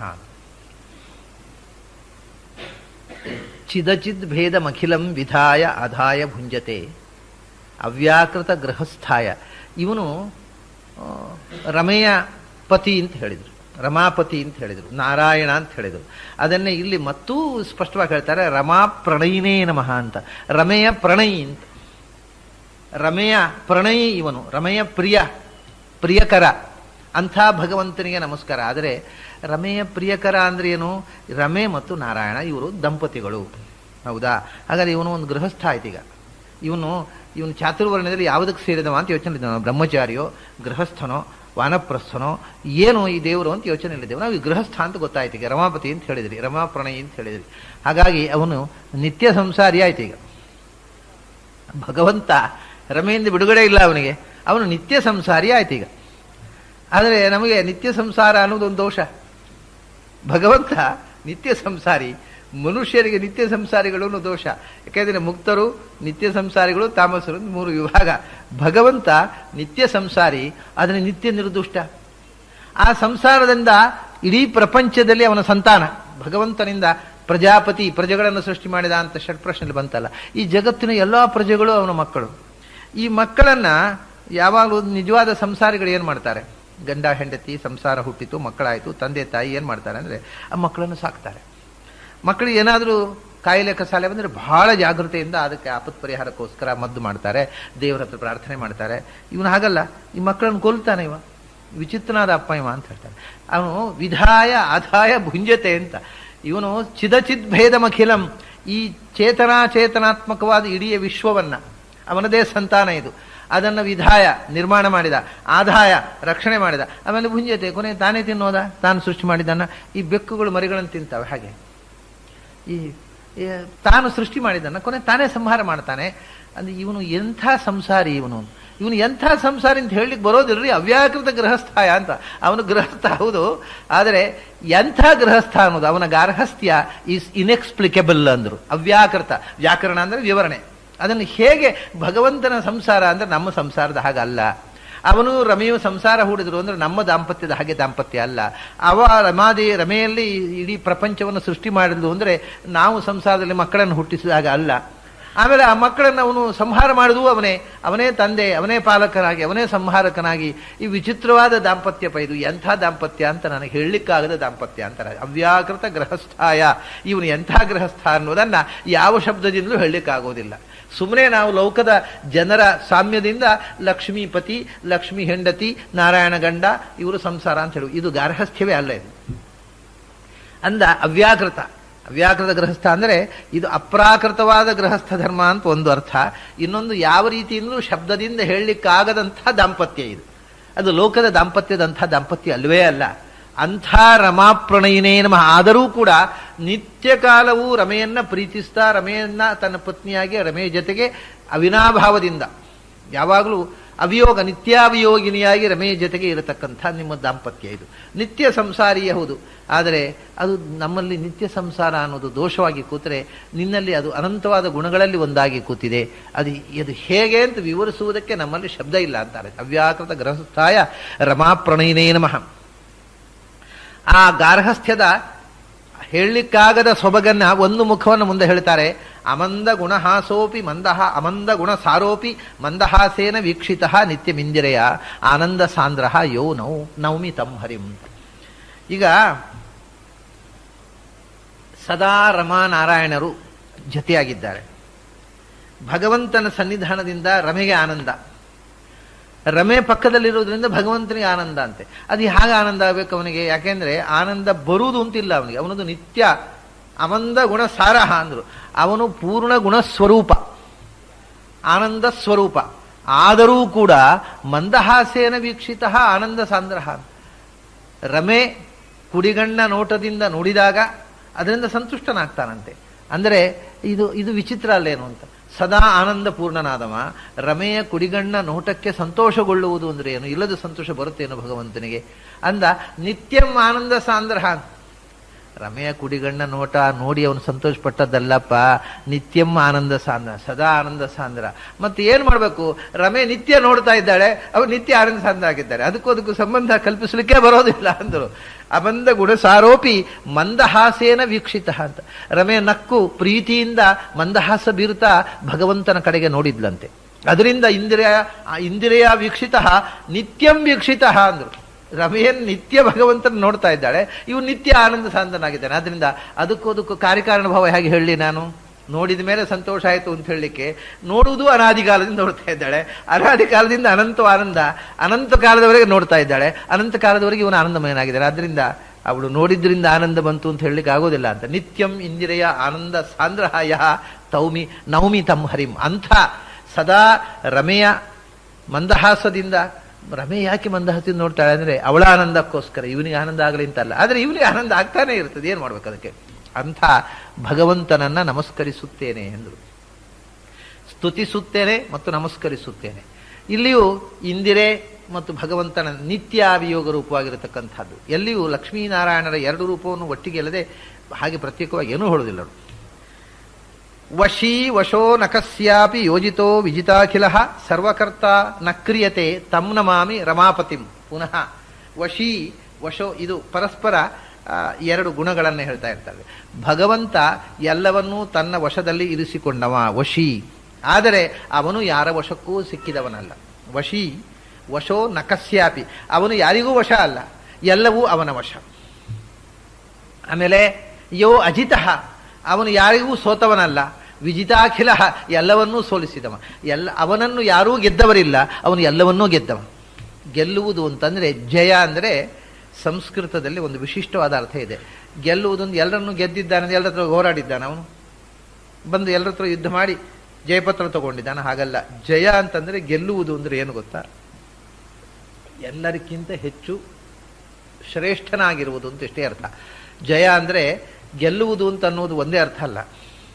ರಾಜ ಜಯಿ ಅಂತಂದ್ರೆ, ಈಗ ಹೇಳ್ತೇವೆ ನಾವು ರಾಜನಿಗೆ ಜಯವಾಗಲಿ ಅಂತ ಹೇಳ್ತೇವೆ. ನೀನು ಜಯವಾಗಲಿ ಅಂತ ಹೇಳಿದಾಗ ಎಲ್ಲೋ ಯುದ್ಧ ಆದಾಗ ಜಯವಾಗಲಿ ಅಂತ ಹೇಳುವುದಲ್ಲ. ಜಯ ಜಯ ಭೂಪಾಲ ಅಂತ ಜಯಪಾಠ ಮಾಡ್ತಾರೆ. ಭಗವಂತನನ್ನ ಹೇಳ್ತಾರೆ ಜಯತಿ ತೇದಿಕಂ ಜನ್ಮನ ವ್ರಜ. ಗೋಕುಲ ನಿನ್ನ ಹುಟ್ಟಿನಿಂದ ಜಯಿಸಿತು. ಯಾರನ್ನು ಜಯಿಸ್ತದು? ಜಯಿಸಿತು ಅಂದರೆ ಈ ಭೂಮಿಯಲ್ಲಿರತಕ್ಕಂಥ ಇತರ ಎಲ್ಲ ಸ್ಥಾನಗಳಿಗಿಂತ ಇದು ಉನ್ನತವಾಯಿತು ಅಂತ ಅರ್ಥ. ಜಯಿಸುವುದು ಅಂದರೆ ಎತ್ತರಕ್ಕೇರುವುದು, ಉನ್ನತವಾಗುವುದು, ಶ್ರೇಷ್ಠ. ರಾಜನನ್ನು ಹೋಗಿ ಜಯಿಸು ಅಂತ ಹೇಳ್ತಾರೆ. ಜಯಿಸು ಅಂದರೆ ಈ ಎಲ್ಲ ದೊರೆಗಳನ್ನು ಮೀರಿ ದೊಡ್ಡ ರಾಜನಾಗಿ ಮೆರೆ ಅಂತ ಅರ್ಥ ಹೊರತು ಯುದ್ಧದಲ್ಲಿ ಗೆಲ್ಲು ಅಂತ ಅರ್ಥ ಅಲ್ಲ. ಭಗವಂತ ಜಯತಿ ಅಂತ. ಭಗವಂತ ಜಯಿಸುವುದು ಅಂತಂದ್ರೆ ಏನು? ಎಲ್ಲವನ್ನು ಜಯಿಸುವ ಅಂದರೆ ಎಲ್ಲಕ್ಕಿಂತ ಶ್ರೇಷ್ಠ ಅಂತ ಅರ್ಥ. ಉಳಿದದ್ದನ್ನೆಲ್ಲ ಅವನಿಂದ ಜಿತವಾಯಿತು ಅಂದರೆ ಉಳಿದದೆಲ್ಲ ಅವನ ಅಧೀನ. ಅವನು ಎಲ್ಲವನ್ನು ನಿಯಂತ್ರಿಸುವ ಶ್ರೇಷ್ಠ ಶಕ್ತಿ. ಯೋ ಅಜಿತಃ ವಿಜಿತಾಖಿಲ. ಎಲ್ಲವನ್ನೂ ಗೆದ್ದವನು ಅವನು, ಅವನನ್ನು ಗೆದ್ದವರು ಯಾರೂ ಇಲ್ಲ. ಎಲ್ಲ ಅವನ ವಶದಲ್ಲಿದೆ, ಅವನು ಯಾರ ವಶವೂ ಅಲ್ಲ. ಸರ್ವಕರ್ತ ನ ಕ್ರಿಯತೆ. ಅವನು ಎಲ್ಲವನ್ನೂ ಮಾಡಿದ್ದಾನೆ, ಅವನನ್ನು ಮಾಡಿದವರು ಯಾರೂ ಇಲ್ಲ. ಅವನು ಸರ್ವಕಾರಣ, ಅವನಿಗೆ ಕಾರಣವಾದ ಇನ್ನೊಂದು ಶಕ್ತಿ ಇಲ್ಲ. ಇಲ್ಲಿ ಇನ್ನೊಂದು ಧ್ವನಿಯೂ ಇದೆ. ಸರ್ವಕರ್ತ, ಅವನು ಎಲ್ಲವನ್ನೂ ಮಾಡ್ತಾನೆ, ಆದರೆ ನಕ್ರಿಯತೆ, ಅವನಿಂದ ಏನೂ ಮಾಡಲಿಕ್ಕೆ ಆಗುವುದಿಲ್ಲ, ಏನೂ ಮಾಡುವುದಿಲ್ಲ. ಅವನು ಎಲ್ಲವನ್ನೂ ಮಾಡ್ತಾನೆ, ಅವನು ಏನೂ ಮಾಡುವುದಿಲ್ಲ. ಯಾಕೆಂದರೆ ಭಗವಂತ ನಮ್ಮ ಹಾಗೆ ಬಂದು ಪ್ರಯತ್ನಪೂರ್ವಕವಾಗಿ ಏನೂ ಮಾಡುವುದಿಲ್ಲ. ಭಗವಂತ ಎಲ್ಲವನ್ನೂ ಮಾಡ್ತಾನೆ, ಆದರೆ ಅವನಿಂದ ಏನೂ ಮಾಡಲ್ಪಡುವುದಿಲ್ಲ. ಅಂದರೆ ಅವನು ಏನೂ ಮಾಡುವುದಿಲ್ಲ. ಅವನು ಕರ್ತ. ತಸ್ಯ ಕರ್ತಾರಮಪಿ ಮಾಂ ವಿದ್ಯಾಕರ್ತಾರಮವ್ಯಯಂ. ನಾನು ಕರ್ತ, ಆದರೂ ನಾನು ಅಕರ್ತ. ಅಲ್ಲಿ ಇದೇ ಅರ್ಥ, ಎರಡು ಅರ್ಥ ಇದೆ ಅಲ್ಲಿ. ಅಕರ್ತಾರಂ ವಿದ್ಯೆ ಅಕರ್ತಾರಂ. ಗೀತೆಯಲ್ಲಿ ಏನು ಹೇಳ್ತಾರೆ? ನಾನು ಕರ್ತ, ಎಲ್ಲವನ್ನೂ ಮಾಡಿದ್ದೇನೆ, ಆದರೆ ನಾನು ಅಕರ್ತ, ಅಂದರೆ ನನಗೆ ಕರ್ತ ಇನ್ನೊಬ್ಬ ಇಲ್ಲ ಅಂತ ಒಂದು ಅರ್ಥ. ಇನ್ನೊಂದು ಅರ್ಥ, ನಾನು ಎಲ್ಲವನ್ನೂ ಮಾಡಿದ್ದೇನೆ, ಅದು ನಾನು ಯಾವುದನ್ನೂ ಮಾಡಿಲ್ಲ. ಸರ್ವಕರ್ತ, ಎಲ್ಲವನ್ನೂ ಮಾಡಿದ್ದಾನೆ. ನಕ್ರಿಯತೆ, ಯಾವುದನ್ನೂ ಮಾಡಿಲ್ಲ. ಯಾಕೆಂದರೆ ಮಾಡುವುದು ಅನ್ನೋದು ಮಾಡಿದ್ದ ಕರ್ಮದ ಲೇಪವನ್ನು ಹೊಂದಿಕೊಂಡು ಮಾಡುವುದು ಅಂತ ಹೇಳುವುದು. ಭಗವಂತನಿಗೆ ಯಾವ ಕರ್ಮದ ಲೇಪವೂ ಇಲ್ಲದೆ ಇದ್ದದ್ರಿಂದ ಅವನು ಎಲ್ಲವನ್ನು ಮಾಡಿದರೂ ಏನನ್ನೂ ಮಾಡುವುದಿಲ್ಲ. ಮಾಡುವುದಕ್ಕೆ ಪ್ರಯಾಸ ಇಲ್ಲ. ಅಪ್ರಯಾಸೇನ ಕರ್ತೃತ್ವ. ನಾವು ಮಾಡಿದ್ದು ಅಂತ ಯಾಕೆ ಹೇಳ್ತೇವೆ ಅಂದರೆ ಕಷ್ಟಪಟ್ಟು ಮಾಡಿದ್ದು, ಅದರಿಂದ ಅದು ನಾವು ಮಾಡಿದ್ದಪ್ಪ ಅಂತ. ಬೆವರು ಸುರಿಸಿ ಮಾಡಿದ್ದು, ಆ ಕಷ್ಟ ಅನ್ನೋದು ನಾವು ನನ್ನಲ್ಲಿರುತ್ತೆ. ಇವಾಗ ಈ ನಾನು ಯಾವಾಗಲೂ ಹೇಳ್ತಾ ಇರ್ತೇನೆ, ಸಂಗೀತ ಅಭ್ಯಾಸ ಮಾಡ್ತಾರೆ ಕೆಲವರು. ಅದು ಬಹಳ ಕಷ್ಟ. ಅಭ್ಯಾಸ ಮಾಡಿ 10-12 ವರ್ಷ ಸಂಗೀತ ಅಭ್ಯಾಸ ಮಾಡಿ ಕೆಟ್ಟದಾಗಿ ಹಾಡ್ತಾರೆ. ಆಮೇಲೆ ಆದರೆ ಅವರಿಗೆ ಖುಷಿ ಆಗುದು, ಯಾಕಂದರೆ 12 ವರ್ಷ ಕಷ್ಟಪಟ್ಟದ್ದು ಖುಷಿ ಆಗೋದು ಅವರಿಗೆ. ಆ ಸಂಗೀತ ಖುಷಿ ಆಗೋದಿಲ್ಲ. ಅದರ ಹಿಂದೆ 12 ವರ್ಷ ಒದ್ದಾಡಿದ್ದಾರಲ್ಲ, ಅದು ಅಷ್ಟು ಕೆಟ್ಟದಾಗಿ ಹೇಳಬೇಕಾದ್ರೂ ಅಷ್ಟು ಕಷ್ಟಪಟ್ಟೆಲ್ಲೋ ಅರದು ಖುಷಿ ಆಗೋದು. ಯಾಕೆ ಕೇಳೋರಿಗೆ ಸುಖ ಇಲ್ಲ, ಅವರಿಗೆ ಭಾರಿ ಖುಷಿ. ಯಾಕಂದರೆ 12 ವರ್ಷ ಪ್ರಾಕ್ಟೀಸ್ ಮಾಡಿದೆ, ರಿಹರ್ಸಲ್ ಮಾಡಿದ್ದೇನೆ ಅಂತ. ಹಾಗೇನು ಭಗವಂತ, ನಾವು ಕರ್ಮ ಇದು ನಾವು ಮಾಡಿದ್ದು ಯಾಕೊತ್ತೋ ಅದರ ಹಿಂದೆ ಒದ್ದಾಟ ಇದೆ ನಮ್ಮದು, ನಾವು ಇಷ್ಟು ಕಷ್ಟಪಟ್ಟು ಮಾಡಿದ್ದೇವೆ ಅಂತ. ಭಗವಂತ ಏನೂ ಮಾಡಲಿಲ್ಲ, ಯಾಕಂದರೆ ಯಾವ ಮಾಡೋದಕ್ಕೂ ಪ್ರಯತ್ನವೇ ಮಾಡಲಿಲ್ಲ ಅವನು. ಹಾಗಾಗಿ ಅಪ್ರಯತ್ನೇನ ಕರ್ತೃತ್ವಾದ ಕರ್ತ. ಮಾಡಿದ್ದರಿಂದ ಅವನಿಗೆ ಶ್ರಮ ಇಲ್ಲ, ಆದ್ರಿಂದ ಅವನಿಗೆ ಅಕರ್ತ. ಮಾಡಿದ ಯಾವ ಕರ್ಮದ ಲೇಪವೂ ಅವನಿಗಿಲ್ಲ, ಆದ್ರಿಂದ ಅಕರ್ತ. ಕರ್ಮದ ಫಲಭೋಕ್ತೃತ್ವ ಇಲ್ಲದೆ ಇರುವುದರಿಂದ ಅವನ ಅಕರ್ತ. ಹೀಗೆ ಸರ್ವಕರ್ತ ನಕ್ರಿಯತೆ. ಅಂಥ ತಂ ನಮಾಮಿ ರಮಾಪತಿಂ. ಅಂಥ ರಮೆಯ ಅರಸನನ್ನು ನಮಸ್ಕರಿಸುತ್ತೇನೆ. ಮತ್ತೆ ಇಲ್ಲಿ ರಮಾ ನಾರಾಯಣ ಎರಡು ರೂಪಗಳು. ಅಗುಣಾಯ ಗುಣೋದ್ರೇಕ ಸ್ವರೂಪಾಯಾಧಿಕಾರಿಣೇ ವಿದಾರಿತಾರಿ ಸಂಘಾಯ ವಾಸುದೇವಾಯ ತೇ ನಮಃ. ಅಗುಣಾಯ ಗುಣೋದ್ರೇಕ ಸ್ವರೂಪಾಯ. ನಿನ್ನಲ್ಲಿ ಹಿಂದೆ ಇದನ್ನ, ನಿನ್ನಲ್ಲಿ ಯಾವ ಗುಣಗಳೂ ಇಲ್ಲ, ಆದರೆ ಎಲ್ಲ ಗುಣಗಳೂ ಇವೆ. ಅಗುಣಾಯ, ಅವನು ಗುಣ ಇಲ್ಲದವನು, ನಿರ್ಗುಣ. ಸಾಕ್ಷಿ ಚೇತ ಕೇವಲೋ ನಿರ್ಗುಣಶ್ಚ ಅಂತ ಶ್ರುತಿ ಹೇಳುತ್ತೆ. ಭಗವಂತ ನಿರ್ಗುಣ ಅಂತ ವೇದ ಹೇಳುತ್ತೆ. ಅದನ್ನ ಆಚಾರ್ಯರು ಅಗುಣಾಯ, ನಿನ್ನಲ್ಲಿ ಗುಣಗಳಿಲ್ಲಪ್ಪ, ಆದರೆ ಗುಣೋದ್ರೇಕ ಸ್ವರೂಪಾಯ, ತುಂಬಿದ ಗುಣಗಳೇ ನಿನ್ನ ರೂಪ ಅಂತ. ಮತ್ತೆ ಗುಣಗಳಿಲ್ಲ, ಗುಣೋದ್ರೇಕವೇ ಸ್ವರೂಪ. ಯಾವ ಗುಣಗಳಿಲ್ಲ, ಯಾವ ಗುಣಗಳಿದ್ದರೆ ನಮ್ಮಲ್ಲಿ ದೋಷಗಳು ಬರ್ತಾವೋ ಅಂಥ ಗುಣಗಳಿಲ್ಲ. ದೋಷಗಳಿಗೆ ಕಾರಣವಾದ ಗುಣ ಇಲ್ಲ. ಅದು ಮೂರೇ ತ್ರಿಗುಣಗಳು, ಸತ್ವ ರಜಸ್ತಮೋ ಗುಣಗಳು. ಅದರಿಂದಲೇ ನಮ್ಮ ಈ ಸಂಸಾರ ಬಂಧನಕ್ಕೆ ಮತ್ತು ಈ ಪಾಂಚಭೌತಿಕವಾದ ಶರೀರ ಎಲ್ಲ ಬಂದದ್ದು ತ್ರಿಗುಣಗಳಿಂದ. ಭಗವಂತ ಅಗುಣಾಯ, ತ್ರಿಗುಣದ ಸ್ಪರ್ಶ ಅವನಿಗಿಲ್ಲ, ಆದರೆ ಜ್ಞಾನಾನಂದಾದಿ ಗುಣಗಳ ಉದ್ರೇಕವೇ ಅವನ ಸ್ವರೂಪವಾಗಿದೆ. ಅಗುಣಾಯ ಗುಣೋದ್ರೇಕ ಸ್ವರೂಪಾಯ ಆದಿಕಾರಿಣೇ, ಎಲ್ಲಕ್ಕೂ ಮೊದಲ ಕಾರಣ, ಎಲ್ಲವನ್ನೂ ಮಾಡಿದವನು ಅವನು. ಆದರೆ ಅನಂತರ ಅವನ ಅಂತರ್ಯಾಮಿಯಾಗಿದ್ದುಕೊಂಡು ಬೇರೆಯವರ ಹತ್ರವೂ ಮಾಡಿಸ್ತಾನೆ. ಮೊಟ್ಟ ಮೊದಲ ಸೃಷ್ಟಿಯನ್ನು ಭಗವಂತನೇ, ಯಾಕಂದ್ರೆ ಯಾವುದೂ ಇಲ್ಲ ಅಂತರ್ಯಾಮಿಯಾಗಿರ್ಲಿಕ್ಕೆ. ಮೊದಲು ತಾನು ಸೃಷ್ಟಿ ಮಾಡಿದ. ಯಾರನ್ನು ಸೃಷ್ಟಿ ಮಾಡಿದ? ಸೂಕ್ಷ್ಮ ರೂಪದಿಂದ ಬ್ರಹ್ಮಾಂಡವನ್ನು, ಬ್ರಹ್ಮಾಂಡ ಶರೀರನಾಗಿರತಕ್ಕಂಥ ಚತುರ್ಮುಖನನ್ನು ಸೃಷ್ಟಿ ಮಾಡಿದ. ಆದಿ ಅಂದರೆ ಮೊಟ್ಟ ಮೊದಲನೆಯವನು. ಈ ಇಡೀ ಪ್ರಪಂಚಕ್ಕೆ ಕಾರಣನಾಗಿ ಮೊದಲು ಸೃಷ್ಟಿಯಾದವ ಚತುರ್ಮುಖ ಬ್ರಹ್ಮ, ಆದಿ ಜೀವ. ಅವನನ್ನು ಕರೋತಿ, ಮೊಟ್ಟ ಮೊದಲು ಆದಿ ಜೀವನನ್ನು ಸೃಷ್ಟಿ ಮಾಡಿದಿ. ಆಮೇಲೆ ಆದಿ ಜೀವನ ಒಳಗೆ ಸೇರಿಕೊಂಡು ಅವನ ಮೂಲಕ ಇಡೀ ಪ್ರಪಂಚವನ್ನು ಸೃಷ್ಟಿ ಮಾಡಿದಿ. ಅಗುಣಾಯ ಗುಣೋದ್ರೇಕ ಸ್ವರೂಪಾಯ ಆದಿಕಾರಿಣೇ ವಿದಾರಿತ ಅರಿಸಂಘಾಯ. ಆಮೇಲೆ ಈ ಸೃಷ್ಟಿಗೆ ಬಾಧಕವಾಗಿರತಕ್ಕಂಥ ದುಷ್ಟಶಕ್ತಿಗಳು ಅನೇಕ ಇವೆ. ಅವು ಸೃಷ್ಟಿ ಮಾಡಬೇಕು ಅಂತ ದೇವತೆಗಳು ಸೃಷ್ಟಿಯ ವಿಸ್ತಾರಕ್ಕೆ ಪ್ರಯತ್ನ ಮಾಡ್ತಾ ಇರ್ತಾರೆ, ಆಸುರಿ ಶಕ್ತಿಗಳು ಸೃಷ್ಟಿಯ ನಾಶಕ್ಕೆ ಪ್ರಯತ್ನ ಮಾಡ್ತಾ ಇದ್ದಾರೆ. ಅಂಥ ಅರಿಸಂಘ, ಸೃಷ್ಟಿಗೆ ಬಾಧಕವಾಗಿರತಕ್ಕಂಥ ಅರಿಗಳು ಅಂದರೆ ಇನ್ನೊಂದು ಅರ್ಥ ನೋಡಿ, ಅರ ಅಂದರೆ ದೋಷ, ಅರಿಗಳು ಅಂದರೆ ದುಷ್ಟರು ಅಂತಲೇ ಅರ್ಥ. ಅರ ಉಳ್ಳವರು ಅರಿಗಳು. ಅದರಿಂದ ಅರಿಸಂಘ ಅಂದರೆ ಸೃಷ್ಟಿಯ ನಿಯಮವನ್ನು ಮೀರಿ ಸೃಷ್ಟಿಯನ್ನು ಉದ್ಧ್ವಸ್ತಗೊಳಿಸಬೇಕು ಅಂತ ಪ್ರಯತ್ನಿಸ್ತಕ್ಕಂಥ ದುಷ್ಟಶಕ್ತಿಗಳೇ ಅರಿಗಳು. ಅಂಥ ಅರಿಸಂಘವನ್ನ ಅವನು ವಿದಾರಿತ, ನಾಶಗೊಳಿಸಿದವ. ತಾನು ಸ್ವತಃ ಅಥವಾ ಅವತಾರ ಭೂಮಿಯಲ್ಲಿ ಇಳಿದು ಬಂದು ಅಥವಾ ಬೇರೆ ಬೇರೆ ವ್ಯಕ್ತಿಗಳ ಒಳಗೆ ಅಂತರ್ಯಾಮಿಯಾಗಿದ್ದೆ ಎಂದು ಆ ದುಷ್ಟಶಕ್ತಿಗಳನ್ನು ನಾಶ ಮಾಡುವುದಕ್ಕೋಸ್ಕರ ಅನೇಕ ರೂಪಗಳನ್ನು ತೊಟ್ಟಮ, ಅನೇಕ ಅವತಾರಗಳನ್ನು ತೊಟ್ಟಮ. ಅಂಥ ವಾಸುದೇವಾಯ ಮೋಕ್ಷಪ್ರದನಾದ ಭಗವಂತನಿಗೆ ನಮಸ್ಕಾರತೇ ನಮಃ ಅಂದರು. ಇಲ್ಲಿ ವಾಸುದೇವ ಅನ್ನೋದಕ್ಕೆ ಒಂದು ವಿಶಿಷ್ಟವಾದ ಅರ್ಥ ಇದೆ. ನಾನು ಆಗ ಹೇಳಿದೆ ನಾರ ಅಂದರೆ ಲಕ್ಷ್ಮಿ ಅಂತ ಹೇಳಿದೆ, ಹಾಗೆ ವಾಸು ಅಂದರೆ ಲಕ್ಷ್ಮಿ. ಯಾಕೆ ಅಂದರೆ ಎಲ್ಲ ಕಡೆ ವಾಸ ಮಾಡುವಂಥ ವಸ್ತು ವಾಸು ಅಂದರೆ. ಸರ್ವತ್ರ ವಸತಿ ಇತಿ ವಾಸು ಅಂತ. ಎಲ್ಲ ಕಡೆ ವಾಸ ಮಾಡುವ ವಸ್ತು ಎರಡೇ, ಸರ್ವಗತವಾದದ್ದು ಮತ್ತು ಯಾರೂ ಸರ್ವಗತರಲ್ಲ. ಒಂದು ಭಗವಂತ, ಸಮನಾ ಚಾಸೃತ್ಯನುಪಕ್ರಮ ಅಂದರೆ ಸಮನ ಅಂತ ಬಳಿ ಹೆಸರು. ಅಂದರೆ ಅಂದರೆ ನಾರಾಯಣ, ನಾರಾಯಣನಿಗೆ ಸಮಾನಳಾದವಳು ವ್ಯಾಪ್ತಿಯಲ್ಲಿ, ದೇಶ ವ್ಯಾಪ್ತಿಯಲ್ಲಿ ಒಬ್ಬಳೇ ಲಕ್ಷ್ಮಿ. ಅದರಿಂದ ಭಗವಂತನಂತೆ ಎಲ್ಲ ಕಡೆ ವಾಸ ಮಾಡುವವಳು ವಾಸು ಅಂದರೆ ರಮೆ, ಅವಳಿಗೂ ದೇವ ಇವನು, ಅದರಿಂದ ಇವನು ವಾಸುದೇವ. ಹೀಗೆ ವಾಸುದೇವ ಅಂತನ್ನುವಲ್ಲಿಯೂ ಪುನಃ ರಮಾಪತಿ ಅನ್ನತಕ್ಕಂಥ ಅರ್ಥವನ್ನು ಇಟ್ಟುಕೊಂಡು ಲಕ್ಷ್ಮಿಯ ಉಲ್ಲೇಖವನ್ನು ಆ ಶಬ್ದದಲ್ಲಿ ಮಾಡಿದ್ದಾರೆ.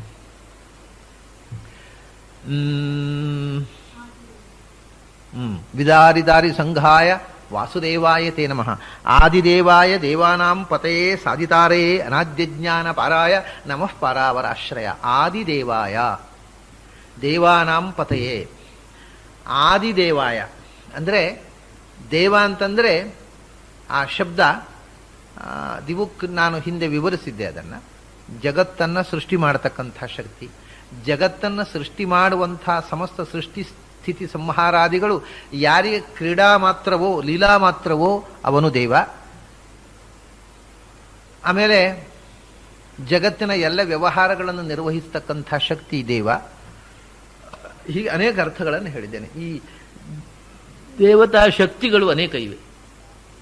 ಬ್ರಹ್ಮಾದಿಗಳು ಕೂಡ ದೇವಶಬ್ದ ವಾಚ್ಯರು, ದೇವಾಹ ಅಂತ ನಾವು ಹೇಳ್ತೇವೆ. ಹಾಗಾಗಿ ದೇವಶಬ್ದ ವಾಚ್ಯರಲ್ಲಿ ಮೊದಲನೆಯವನು ಯಾರು ಅಂತ ಪ್ರಶ್ನೆ. ಈಗ ಅಂದ್ರೆ ಎಲ್ಲಕ್ಕಿಂತ ದೊಡ್ಡ ದೇವರು ಯಾರು ಅಂತ. ಆದಿದೇವ ಅಂದರೆ ಮೊದಲು, ಅನಂತರ ಅವನಿಂದ ಸೃಷ್ಟರಾದವರು ಕೂಡ ಸ್ವಲ್ಪ ಸ್ವಲ್ಪ ಕ್ವಾಲಿಟಿಯಿಂದ ದೇವರು ಅಂತ ಅನ್ನುವ ಶಬ್ದ ವಾಚ್ಯರ, ದೇವಶಬ್ದ ವಾಚ್ಯರಾಗಿರಬಹುದು. ಮೂಲಭೂತವಾದಂಥ ಎಲ್ಲಕ್ಕಿಂತ ಮೊದಲು ದೇವಶಬ್ದ ವಾಚ್ಯ ಮೊದಲನೆಯ ದೇವರು ಅಂತ ಆದಿದೇವ ಅಂದರು. ಅಂದರೆ ದೇವಶಬ್ದದ ಮೊದಲ ಅರ್ಥ, ಮುಖ್ಯಾರ್ಥ ಮತ್ತು ಎಲ್ಲ ದೇವತೆಗಳ ಸೃಷ್ಟಿಯಾಗುವುದಕ್ಕಿಂತ ಮೊದಲು ಇದ್ದಂಥವ. ಆಮೇಲೆ ಅಷ್ಟೇ ಅಲ್ಲ, ಆದಿ ಅಂದರೆ ಆದತ್ತೇ ಇತಿ ಆದಿಹಿ ಅಂತ ಎಲ್ಲ ದೇವತೆಗಳನ್ನು ಸಂಹಾರ ಮಾಡತಕ್ಕ, ಎಲ್ಲ ದೇವತೆಗಳ ನಾಶವಾದ ಮೇಲೂ ಇರುವವ, ಎಲ್ಲ ದೇವತೆಗಳು ಸೃಷ್ಟಿಯಾಗುವ ಮೊದಲು ಇರುವವ ಅವನು ಆದಿದೇವ. ಅಂಥವನು ನಾರಾಯಣನೊಬ್ಬನೇ ಎಂದರು. ಆದಿದೇವಾಯ ದೇವಾನಾಂ ಪತೆ. ಹಾಗಾದರೆ ದೇವತೆಗಳು ಸೃಷ್ಟಿ ಮಾಡುವ ಮೊದಲು ಅವನಿದ್ದ ಮತ್ತು ದೇವತೆಗಳಿಗೆ ಆದಿ ಕಾರಣನಾಗಿದೆ. ಆದಿ ಅಂದರೆ ಮೊದಲು ಅಂತ ಅರ್ಥ, ಕಾರಣ ಅಂತ ಅರ್ಥ. ಹಾಗಾಗಿ ಎಲ್ಲಕ್ಕಿಂತ ದೇವತೆಗಳ ಸೃಷ್ಟಿಯಾಗುವುದಕ್ಕಿಂತಲೂ ಮೊದಲು ಇದ್ದ. ದೇವತೆಗಳಿಗೆ ಕಾರಣನಾಗಿ ದೇವತೆಗಳನ್ನು ಸಂಹಾರ ಮಾಡಿದ. ಮತ್ತೆ ಕೊನೆಗೆ ದೇವತೆಗಳನ್ನು ಆದತ್ತೆ ಅವನು ಸೃಷ್ಟಿ ಮಾಡಿದ, ಕೊನೆಗೆ ಸಂಹಾರ ಮಾಡಿದ. ಸೃಷ್ಟಿ ಸಂಹಾರದ ಮಧ್ಯದಲ್ಲಿ ದೇವಾನಾಂ ಪತಯೇ, ದೇವತೆಗಳನ್ನು ಪಾಲನೆ ಮಾಡಿದ, ದೇವತೆಗಳಿಗೆ ಒಡೆಯನಾಗಿ ನಿಂತ.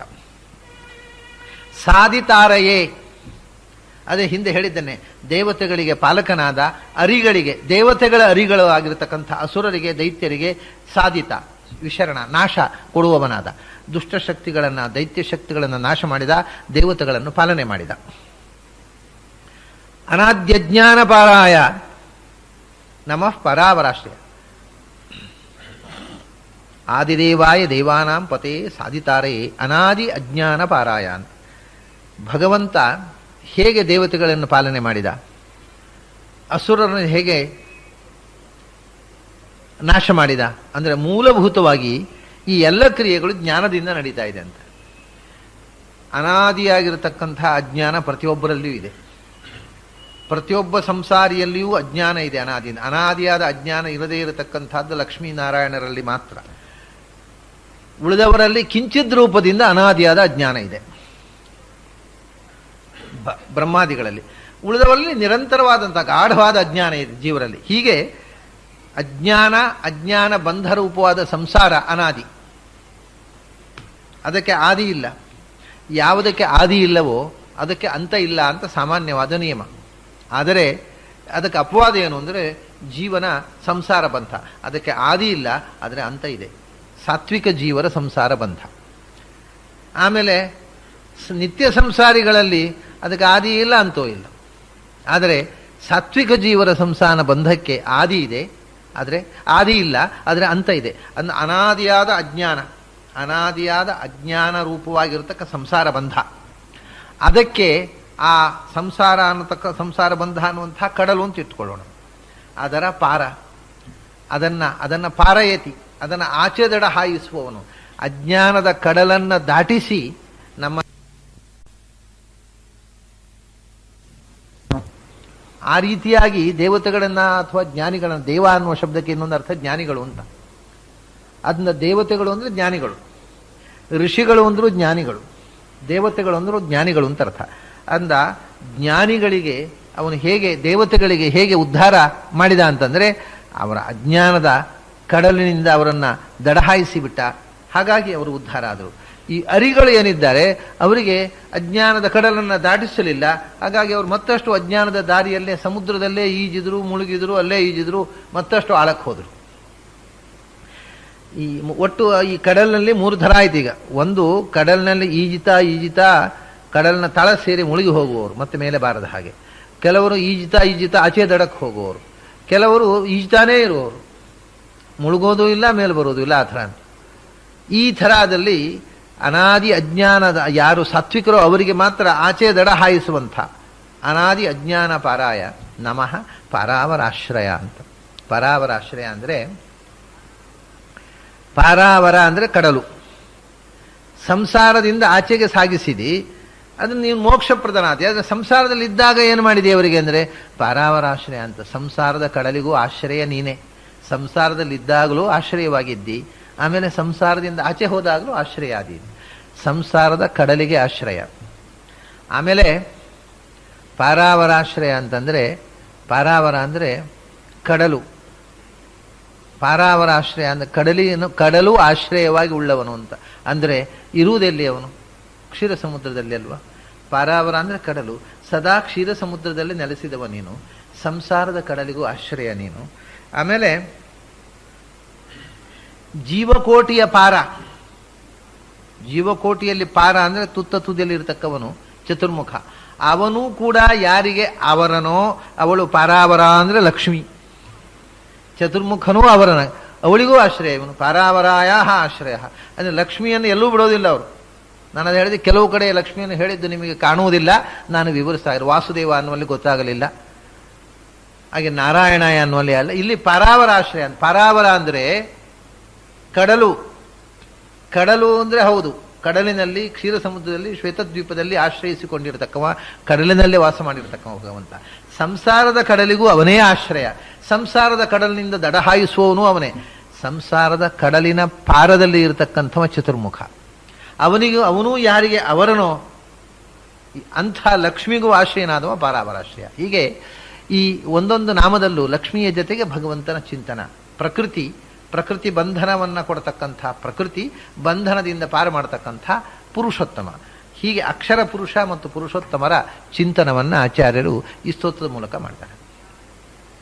ಅಜಾಯ ಜನಯಿತ್ರೇಸ್ಯ ವಿಜಿತ ಅಖಿಲ ದಾನವ ಅಜಾದಿ ಪೂಜ್ಯಪಾದಾಯ ನಮಸ್ತೆ ಗರುಡಧ್ವಜ. ಅಜಾಯ ಹುಟ್ಟು ಇಲ್ಲದವನು, ಆದರೆ ಎಲ್ಲವನ್ನು ಹುಟ್ಟಿಸಿದವನು. ಈ ರೀತಿ ಈ ವಿರುದ್ಧವಾದ ಗುಣಗಳನ್ನೇ ಎಲ್ಲ ಹೇಳ್ತಾ ಬರ್ತಾರೆ. ಹುಟ್ಟು ಇಲ್ಲದವನು, ಆದರೆ ಎಲ್ಲದರ ಹುಟ್ಟಿಗೆ ಕಾರಣನಾದವನು. ಅಜಾಯ, ತಾನು ಸ್ವತಃ ಹುಟ್ಟದವನು, ನ ಜಾಯತೆ.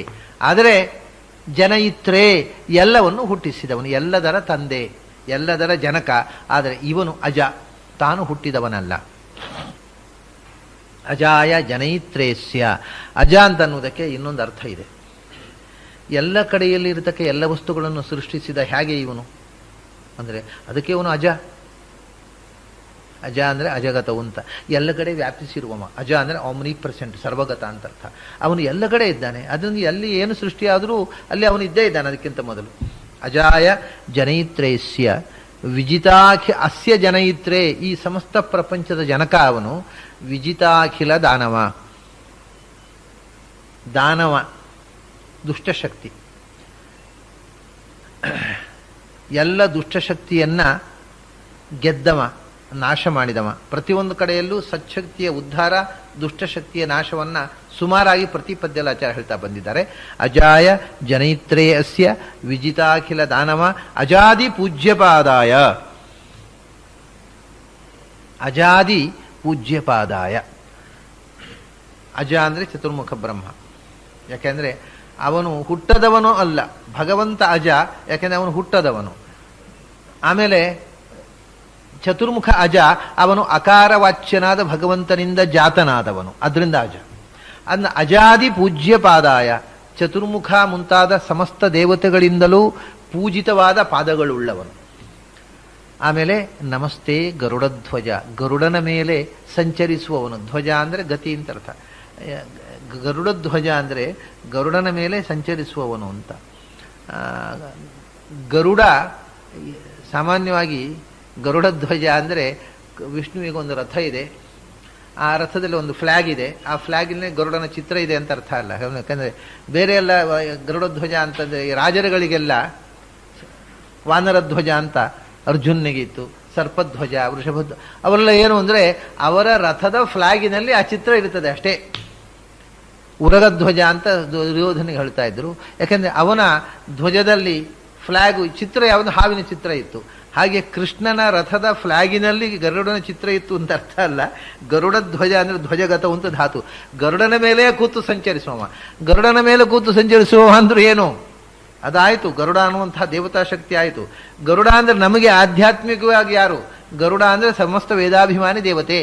ಆದ್ದರಿಂದ ಅಭಿಮಾನಿಯಿಂದ ಅಭಿಮನ್ಯಮಾನವಾದ ಗ್ರಹಣ ಅಂತಂದ್ರೆ ಗರುಡ ಅಂತಂದ್ರೆ ಗರುಡನಿಂದ ಅಭಿಮನ್ಯವಾದ ವೇದ. ವೇದದ ಮೂಲಕ ಸಂಚರಿಸುವನು. ಎಲ್ಲಿಗೆ? ನಾವು ವೇದವನ್ನು ಓದಿದರೆ ಅವನು ವೇದದ ಮೂಲಕ ನಮ್ಮೊಳಗೆ ಬಂದು ಕೂತು ಬಿಡ್ತಾನೆ. ವೇದದ ಮೂಲಕ ನಮ್ಮ ಹೃದಯಕ್ಕೆ ಬಂದು ನೆಲೆಸುವವನು ಗರುಡಧ್ವಜ. ಅದರಿಂದಲೇ ಅವನು ಗರುಡನ ಮೇಲೆ ಏರಿ ಬಾ ಅಂತ ಬ್ರಹ್ಮಾದಿ ದೇವತೆಗಳು ಕೂಡ ಕಾಯ್ತಾರೆ, ಅವನು ಗರುಡವಾಹನನಾಗಿ ಬರಬೇಕು ಅಂತ. ಅಂಥ ಭಗವಂತ. ಇಲ್ಲಿ ಲಕ್ಷ್ಮಿಯ ಉಲ್ಲೇಖ ಎಲ್ಲಿ ಬಂತು? ಮತ್ತೆ ಬಂತು. ಅಜಾದಿ ಪೂಜ್ಯವಾದಾಯ. ಅಜಾದಿ ಅಂದರೆ ಎರಡು ವಿಧದಿಂದ ಲಕ್ಷ್ಮಿ ನೋಡಿ. ಅಜನಿಗೂ ಆದಿ, ಮೊದಲಿರುವವಳು ಲಕ್ಷ್ಮಿ, ಅವಳಿಂದಲೂ ಪೂಜ್ಯಪಾದ. ಇನ್ನೊಂದು ರೀತಿಯಿಂದ ಅಜಾ ಅಂದರೆ ಲಕ್ಷ್ಮಿ. ಅಜಾ ಅಂದರೆ ಚತುರ್ಮುಖ. ಅಜಾಂ ಏಕಾಂ ಲೋಹಿತ ಶುಕ್ಲ ಕೃಷ್ಣಾಂ ಬಹ್ವೀ ಪ್ರಜಾ ಸೃಜಮಾನಾಂ ಸ್ವರೂಪಾಹ. ಅಜ ಅಂತಂದರೆ ಹುಟ್ಟಿಲ್ಲದೆ ಇರತಕ್ಕಂಥದ್ದು ವಸ್ತು ಎರಡೇ, ಒಂದು ಲಕ್ಷ್ಮಿ, ಒಂದು ನಾರಾಯಣ. ಅವನು ಅಜ, ಇವಳು ಅಜಾ. ಹಾಗಾಗಿ ಅಜಾ ಲಕ್ಷ್ಮಿ ಮುಂತಾದವರಿಂದ ಆದಿ, ಅಥವಾ ಅಜನಿಗೂ ಆದಿಯಾದ, ಅಜನಿಗೂ ಚತುರ್ಮುಖನಿಗೂ ತಾಯಿಯಾದ ಮೊದಲಿದ್ದಂಥ ಲಕ್ಷ್ಮಿಯಿಂದಲೂ ಪೂಜ್ಯಪಾದನಾಗಿರತಕ್ಕವ. ಅಂಥ ಗರುಡಧ್ವಜನಿಗೆ ನಿನಗೆ ನಮಸ್ಕಾರ. ರಮಾರಮಣ ಏವೈಕೋ ರಣಜಿಚ್ಚರಣಂ ಸತಾಂ ಕಾರಣಂ ಕಾರಣಸ್ಯಾಪಿ ತರುಣಾದಿತ್ಯ ಸಪ್ರಭ. ರಮಾರಮಣ ಏವೈಕಃ.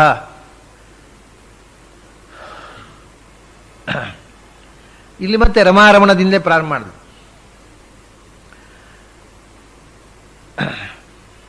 ರಮಾರಮಣ ಏಕಃ ರಣಜಿತ್ ಶರಣಂ ಸತಾಂ. ಸಜ್ಜನರಿಗೆ ಆಶ್ರಯವಾಗಿರತಕ್ಕಂಥ ವಸ್ತು ಪ್ರಪಂಚದಲ್ಲಿ ಯಾವುದಾದ್ರೂ ಇದ್ರೆ ಅದು ಒಂದೇ ಅಂತ ಹೇಳ್ತಾರೆ. ಯಾರು? ಸಜ್ಜನರಿಗೆ. ಎಲ್ಲ ಸಜ್ಜನರಿಗೂ, ಒಬ್ಬರಿಗೋ ಇಬ್ಬರಿಗೋ ಸ್ವಲ್ಪ ಕಾಲ ಆಶ್ರಯ ಕೊಡುವವರು ಯಾರೋ ಇರಬಹುದು. ಎಲ್ಲ ಸಜ್ಜನರಿಗೆ ಎಲ್ಲ ಕಾಲದಲ್ಲೂ ಸದಾ ಆಶ್ರಯ ಕೊಡಬೇಕಾದಂಥ ಶಕ್ತಿ ಒಂದಿದ್ರೆ ಅದು ಭಗವಂತ ಒಬ್ಬನೇ. ರಮಾರಮಣ ಏವ ಏಕಃ, ಅವನೊಬ್ಬನೇ ಸತಾಂ ಶರಣಂ. ಯಾಕೆಂದ್ರೆ ರಮಾರಮಣ ಏವೈಕಃ ರಣಜಿತ್. ಸಜ್ಜನರಿಗೆ ತೊಂದರೆಯನ್ನು ಉಂಟು ಮಾಡತಕ್ಕಂಥ ಆಸುರಿ ಶಕ್ತಿಗಳ ವಿರುದ್ಧ ಹೋರಾಟದಲ್ಲಿ ಪೂರ್ಣ ಪ್ರಮಾಣದಲ್ಲಿ ಗೆಲ್ಲಬಲ್ಲವನು ಭಗವಂತನೊಬ್ಬನೇ. ಇಲ್ಲದೇ ಇದ್ರೆ ಮತ್ತೆ ಎಲ್ಲರೂ ಕೂಡ ಆಸುರಿ ಶಕ್ತಿಯಲ್ಲಿ ಸೋಲುವವರೇ. ಚತುರ್ಮುಖ ಒಬ್ಬ ಅಶ್ಮಾಖಣ ಅಂತ ಪ್ರಾಣದೇವರೊಬ್ಬರು ಆಸುರಿ ಶಕ್ತಿಗೆ ಸೋಲದೇ ಇರುವವರು.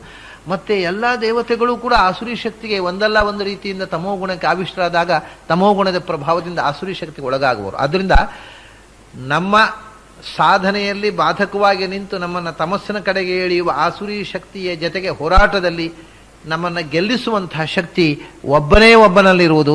ಅದು ರಣಜಿತ್ ಅಂಥ ಯುದ್ಧದಲ್ಲಿ ಗೆಲ್ಲುವವನು.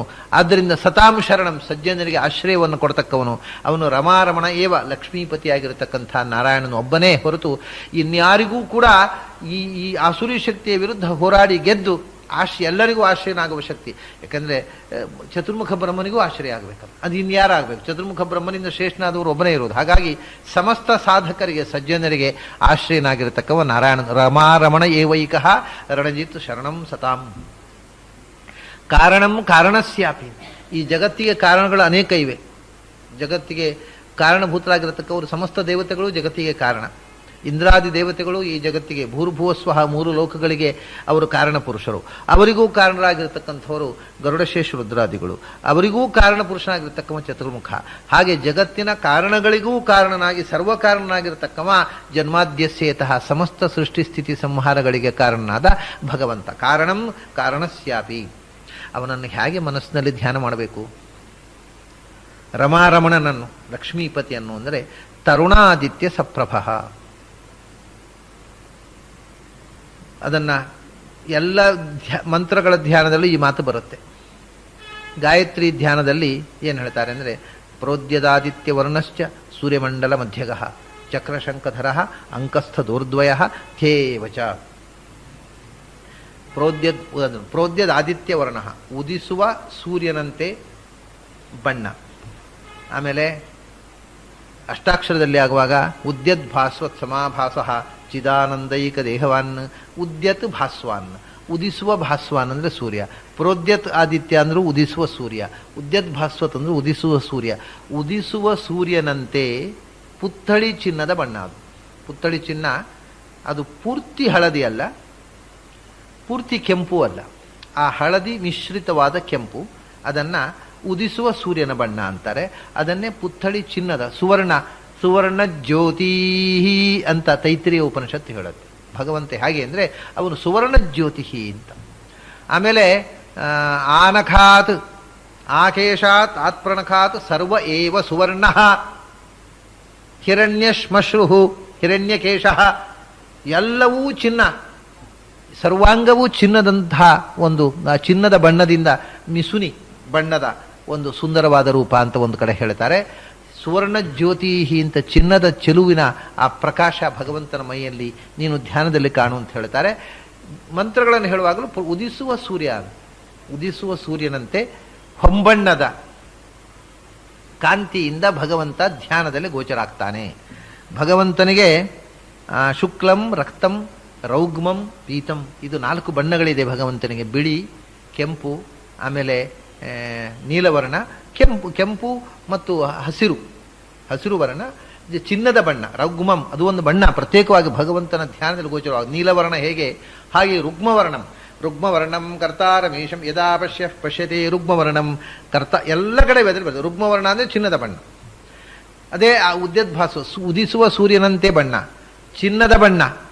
ಅದನ್ನು ಅನೇಕ ಕಡೆ ಉದಿಸುವ ಸೂರ್ಯನಂತೆ ಅನ್ನೋದಕ್ಕಿಂತ ಹೆಚ್ಚು ಚಿನ್ನದ ಬಣ್ಣ ಅಂತ ಹೇಳ್ತಾರೆ. ರುಗ್ಮವರ್ಣ ಅಂತ ಒಂದು ಕಡೆ ಹೇಳ್ತಾರೆ, ಇನ್ನೊಂದು ಕಡೆ ಸರ್ವಯೇವ ಸುವರ್ಣ ಅಂತ ಹೇಳ್ತಾರೆ. ಆಮೇಲೆ ಸುವರ್ಣ ಜ್ಯೋತಿ. ಎಲ್ಲಿ ನೋಡಿದರೆ ಧ್ಯಾನದಲ್ಲಿ ಒಳಗೆ ಭಗವಂತ ಹೇಗೆ ಕಾಣೋದು ಅಂದರೆ, ಅದು ಒಂದು ಮಿಂಚಿನ ಫ್ಲ್ಯಾಶಿನಂತೆ ಕಾಣ್ತದೆ. ಆ ಮಿಂಚಿನಂತೆ ಕಂಡಾಗ, ಆ ಮಿಂಚಿದಂತೆ ಕಂಡಾಗ ಕಾಣುವ ಬಣ್ಣ ಅದು ಮಿಸುನಿ ಚಿನ್ನದ ರೇಖೆಯಂತೆ ಕಾಣುವುದು ಹೊರತು ನೀಲವರ್ಣದ ದರ್ಶನ ಅದು ಬೇರೆ. ಅದು ಕೂಡ ಶ್ಯಾಮಾಚ್ಛಬಲಂ ಪ್ರಬದ್ಯೆ, 2 ರೂಪ ಇದೆ, ಒಳಗಿನಿಂದ ದರ್ಶನ ಆಗ್ತದೆ ಅಂತ ಹೇಳ್ತಾರೆ. ಒಳಗಿನಿಂದ ಭಗವಂತನ 2 ರೂಪ ದರ್ಶನ, ಒಂದು ಶ್ಯಾಮ ಒಂದು ಶಬಲ ಅಂತ. ಶ್ಯಾಮ ಅಂದರೆ ನೀಲವರ್ಣ, ಶಬಲ ಅಂದರೆ ಅದು ಸ್ವಲ್ಪ ಕೆಂಪು ಮಿಶ್ರಿತವಾದ ಬಣ್ಣ. ಹೀಗೆ ಒಳಗಿನ ಧ್ಯಾನದಲ್ಲಿ ಕಾಣತಕ್ಕಂಥ ಭಗವಂತನ 2 ರೂಪಗಳಲ್ಲಿ ಒಂದು ನೀಲರೂಪ, ಇನ್ನೊಂದು ಉದಿಸುವ ಸೂರ್ಯನ ಅಥವಾ ಚಿನ್ನದ ಬಣ್ಣದ ರೂಪ. ಇದು ಧ್ಯಾನದಲ್ಲಿ ನಮಗೆ ಗೋಚರವಾಗತಕ್ಕಂಥದ್ದು. ಅದನ್ನು ಹೇಳ್ತಾರೆ ತರುಣಾದಿತ್ಯ ಸಪ್ರಭ. ಇದನ್ನೇ ಭಗವಂತನ ಪಾದದ ಉಗುರಿಗೆ ಹೇಳಿದರು. ತರುಣಾದಿತ್ಯ ಸವರ್ಣಕ ಚರಣಾಬ್ಜ ಅಮಲಕೀರ್ತಿ. ಭಗವಂತನ ಪಾದ ತರುಣಾದಿತ್ಯನಂತೆ ಇತ್ತು. ಇಲ್ಲಿ ಹೇಳ್ತಾರೆ ತರುಣಾದಿತ್ಯ ಸಪ್ರಭ, ಪಾದ ಅಷ್ಟೇ ಅಲ್ಲ, ಇಡೀ ಭಗವಂತನ ರೂಪವೂ ಕೂಡ ಉದಿಸುವ ಸೂರ್ಯನಂತೆ ಹೊಂಬಣ್ಣದಿಂದ ಪ್ರಕಾಶಮಾನವಾಗಿ ಈ ಧ್ಯಾನದಲ್ಲಿ ಗೋಚರವಾಗುತ್ತೆ. ಇಂದಿರಾಮಂದ ಸಾಂದ್ರಾಗ್ರ್ಯ ಕಟಾಕ್ಷ ಪ್ರೇಕ್ಷಿತಾತ್ಮನೆ ಅಸ್ಮದಿಷ್ಟೈಕ ಕಾರ್ಯಾಯ ಪೂರ್ಣಾಯ ಹರೆಯೇ ನಮಃ. ಇಂದಿರ ಅಮಂದ ಇಲ್ಲಿ ಮತ್ತೆ ರಮಾರಮಣ, ಇಲ್ಲಿ ಇಂದಿರಾ ಅಂತ ತಗೊಂಡ್ರು. ಇಂದಿರಾ ಅಮಂದ ಸಾಂದ್ರ ಅಗ್ರ್ಯ ಕಟಾಕ್ಷ ಪ್ರೇಕ್ಷಿತಾತ್ಮನೆ. ಇಂದಿರಾ ಲಕ್ಷ್ಮಿಯ ಅಮಂದವಾದ ಅಂದರೆ ಪೂರ್ಣವಾದ, ಸಾಂದ್ರ ಅಂದರೆ ಪ್ರೀತಿಯಿಂದ ಭಕ್ತಿಯಿಂದ ನಿಬಿಡವಾದ, ಅಗ್ರ್ಯ ಸರ್ವಶ್ರೇಷ್ಠವಾದ ಕಟಾಕ್ಷ. ಲಕ್ಷ್ಮಿ ಭಗವಂತನನ್ನ ಕಣ್ತುಂಬಿ ನೋಡ್ತಾ ಇದ್ದಾಳೆ. ಅದು ಅಮಂದವಾದ ಸಾಂದ್ರವಾದ ಅಗ್ರ್ಯವಾದ ಕಟಾಕ್ಷ. ಆ ಕಣ್ಣೋಟಕ್ಕೆ ಸಾಟಿಯಾದಂತಹ ಒಂದು ದೃಷ್ಟಿ ಇನ್ನೊಂದು ಕಟಾಕ್ಷವೇ ಇಲ್ಲ. ಯಾಕೆಂದ್ರೆ ಆ ಕಟಾಕ್ಷ ಎಂಥದ್ದು ಅನ್ನೋದನ್ನು ಹಿಂದೆ ಹೇಳಿದ್ರು. ಯಸ್ಯ ಅಪಾಂಗಲವ ಮಾತ್ರತ ಊರ್ಜಿತಾಸ ಶೀರ್ಯತ್ ಕಟಾಕ್ಷ ಬಲವ ತ್ಯಜಿತಂ ನಮ. ಇಡೀ ಬ್ರಹ್ಮಾಂಡವನ್ನ ಬ್ರಹ್ಮರುದ್ರಾದಿ ದೇವತೆಗಳನ್ನ ಸೃಷ್ಟಿ ಸ್ಥಿತಿ ಸಂಹಾರ ಮಾಡಬಲ್ಲ ಕಟಾಕ್ಷ ಅದು ಲಕ್ಷ್ಮಿಯ ಕಟಾಕ್ಷ. ಅಂಥ ಕಟಾಕ್ಷವನ್ನ ಸದಾ ಹೃದಯ ತುಂಬಿ ಬಗೆ ತುಂಬಿ ಪರಿಪೂರ್ಣವಾಗಿ ಭಗವಂತನೆಡೆಗೆ ಹರಿಸಿದ್ದಾಳಂತೆ ಅವಳು. ಅಮಂದಾನಂದ ಸಾಂದ್ರ್ಯಾಗ್ರ್ಯ ಕಟಾಕ್ಷ ಪ್ರೇಕ್ಷಿತಾತ್ಮನೆ. ಹಾಗೆ ಲಕ್ಷ್ಮಿಯ ಆನಂದದಿಂದ ತುಂಬಿದ ಶ್ರೇಷ್ಠವಾದ ಕಟಾಕ್ಷದಿಂದ ಪ್ರೇಕ್ಷಿತವಾದ ಆತ್ಮ ಅಂದರೆ ಜ್ಞಾನಾನಂದಮಯವಾದ ಸ್ವರೂಪಗಳು. ಅಂಥ ಅಸ್ಮದಿಷ್ಟೈಕ ಕಾರ್ಯಾಯ ಪೂರ್ಣಾಯ ಹರಯೇ ನಮಃ. ಇಂದಿರೆಯ ಅಮಂದವಾದ ಕಟಾಕ್ಷದಿಂದ ಪ್ರೇಕ್ಷಿತನಾದ ಭಗವಂತ ಏನು ಮಾಡ್ತಾ ಇದ್ದಾನೆ? ಅವನು ಸುಮ್ಮನೆ ಹಾಗಾದ್ರೆ ಏನು ಕಾರ್ಯಕ್ರಮವೇ ಇಲ್ಲ. ರಮೆ ನೋಡ್ತಾ ಇರೋದು, ಇವನು ಅವನು ನೋಡ್ತಾ ಇರೋದು, ಅವನು ರಮೆ ಇವನನ್ನು ನೋಡ್ತಾ ಇರೋದು, ಇವನು ರಮೆಯನ್ನು ನೋಡ್ತಾ ಇರೋದು, ಇಷ್ಟೇ ಕಾರ್ಯಕ್ರಮವೋ? ಭಗವಂತನ ಕಾರ್ಯಕ್ರಮ ಏನು ಅಂದರೆ ಅಸ್ಮದಿಷ್ಟೈಕ ಕಾರ್ಯಾಯ. ಆಚಾರ್ಯರು ಈ ಒಂದು ಮಾತಿನ ಮೂಲಕ ಬಹಳ ಅದ್ಭುತವಾದ ಒಂದು ಮಾತು ಹೇಳ್ತಾರೆ. ಭಗವಂತನಿಗೆ ಏನು ಕೆಲಸವೂ ಇಲ್ಲ. ಯಾಕೆ ಮಾಡಬೇಕು ಅವನು? ಯಾಕೆಂದರೆ ಏನನ್ನಾದ್ರೂ ಮಾಡುವುದು ಯಾಕೆ? ನಮ್ಮಲ್ಲಿ ಏನಾದರೂ ಕೊರತೆ ಇದ್ದರೆ ಅದನ್ನು ಕಳ್ಕೊಳ್ಳೋದಕ್ಕೋಸ್ಕರ. ನಮ್ಮ ಎಲ್ಲ ಪ್ರವೃತ್ತಿ ಒಂದು ಆನಂದವನ್ನು ಪಡೆಯುವುದಕ್ಕೆ, ಇಲ್ಲ ದುಃಖವನ್ನು ಕಳೆಯುವುದಕ್ಕೆ. ಏನೋ ಒಂದು ದುಃಖ ಇದೆ, ನಮ್ಮಲ್ಲಿ ಏನೋ ದುಡ್ಡು ಕಮ್ಮಿ ಇದೆ, ಅದನ್ನು ದುಃಖ ಇದೆ, ದುಡ್ಡು ಪಡೀಬೇಕು. ಒಂದೋ ನಮ್ಮಲ್ಲಿ ಇರತಕ್ಕಂಥ ಯಾವುದೋ ಕೊರತೆಯನ್ನು ನೀಗುವುದಕ್ಕೋಸ್ಕರ, ಅಥವಾ ಸುಮ್ಮನೆ ಆನಂದ ವೃದ್ಧಿ ಖುಷಿಯಾಗಬೇಕು. ಇದು ಬಿಟ್ಟು ಇನ್ನು ಯಾವ ಭಗವಂತನಿಗೆ ಏನನ್ನಾದರೂ ಮಾಡಿ ಆನಂದ ಪಡೀಲಿಕ್ಕೂ ಇಲ್ಲ, ಇದ್ದ ದುಃಖವನ್ನು ಕಳ್ಕೊಳ್ಳಿಕ್ಕೂ ಇಲ್ಲ. ಅವನ ದುಃಖ ಇದ್ದರೆ ತಾನೆ ಕೊಳ್ಳೋದು. ಹಾಗಾಗಿ ಅವನಿಗಾಗಿ ಏನೂ ಮಾಡುವಂಥದ್ದಿಲ್ಲ, ಆದರೂ ಮಾಡ್ತಾ ಇದ್ದಾನೆ ಅವ.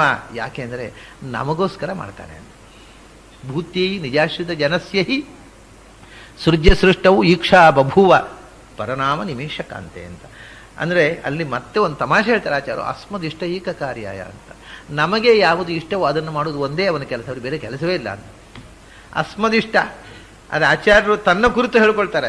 ನಮಗೆ ಪ್ರಿಯವಾದ್ದನ್ನೇ ಅವನು ಮಾಡ್ತಾನೆ. ಯಾಕೆಂದರೆ ನಾವು ಅವನ ಅಂತರಂಗ ಭಕ್ತರು.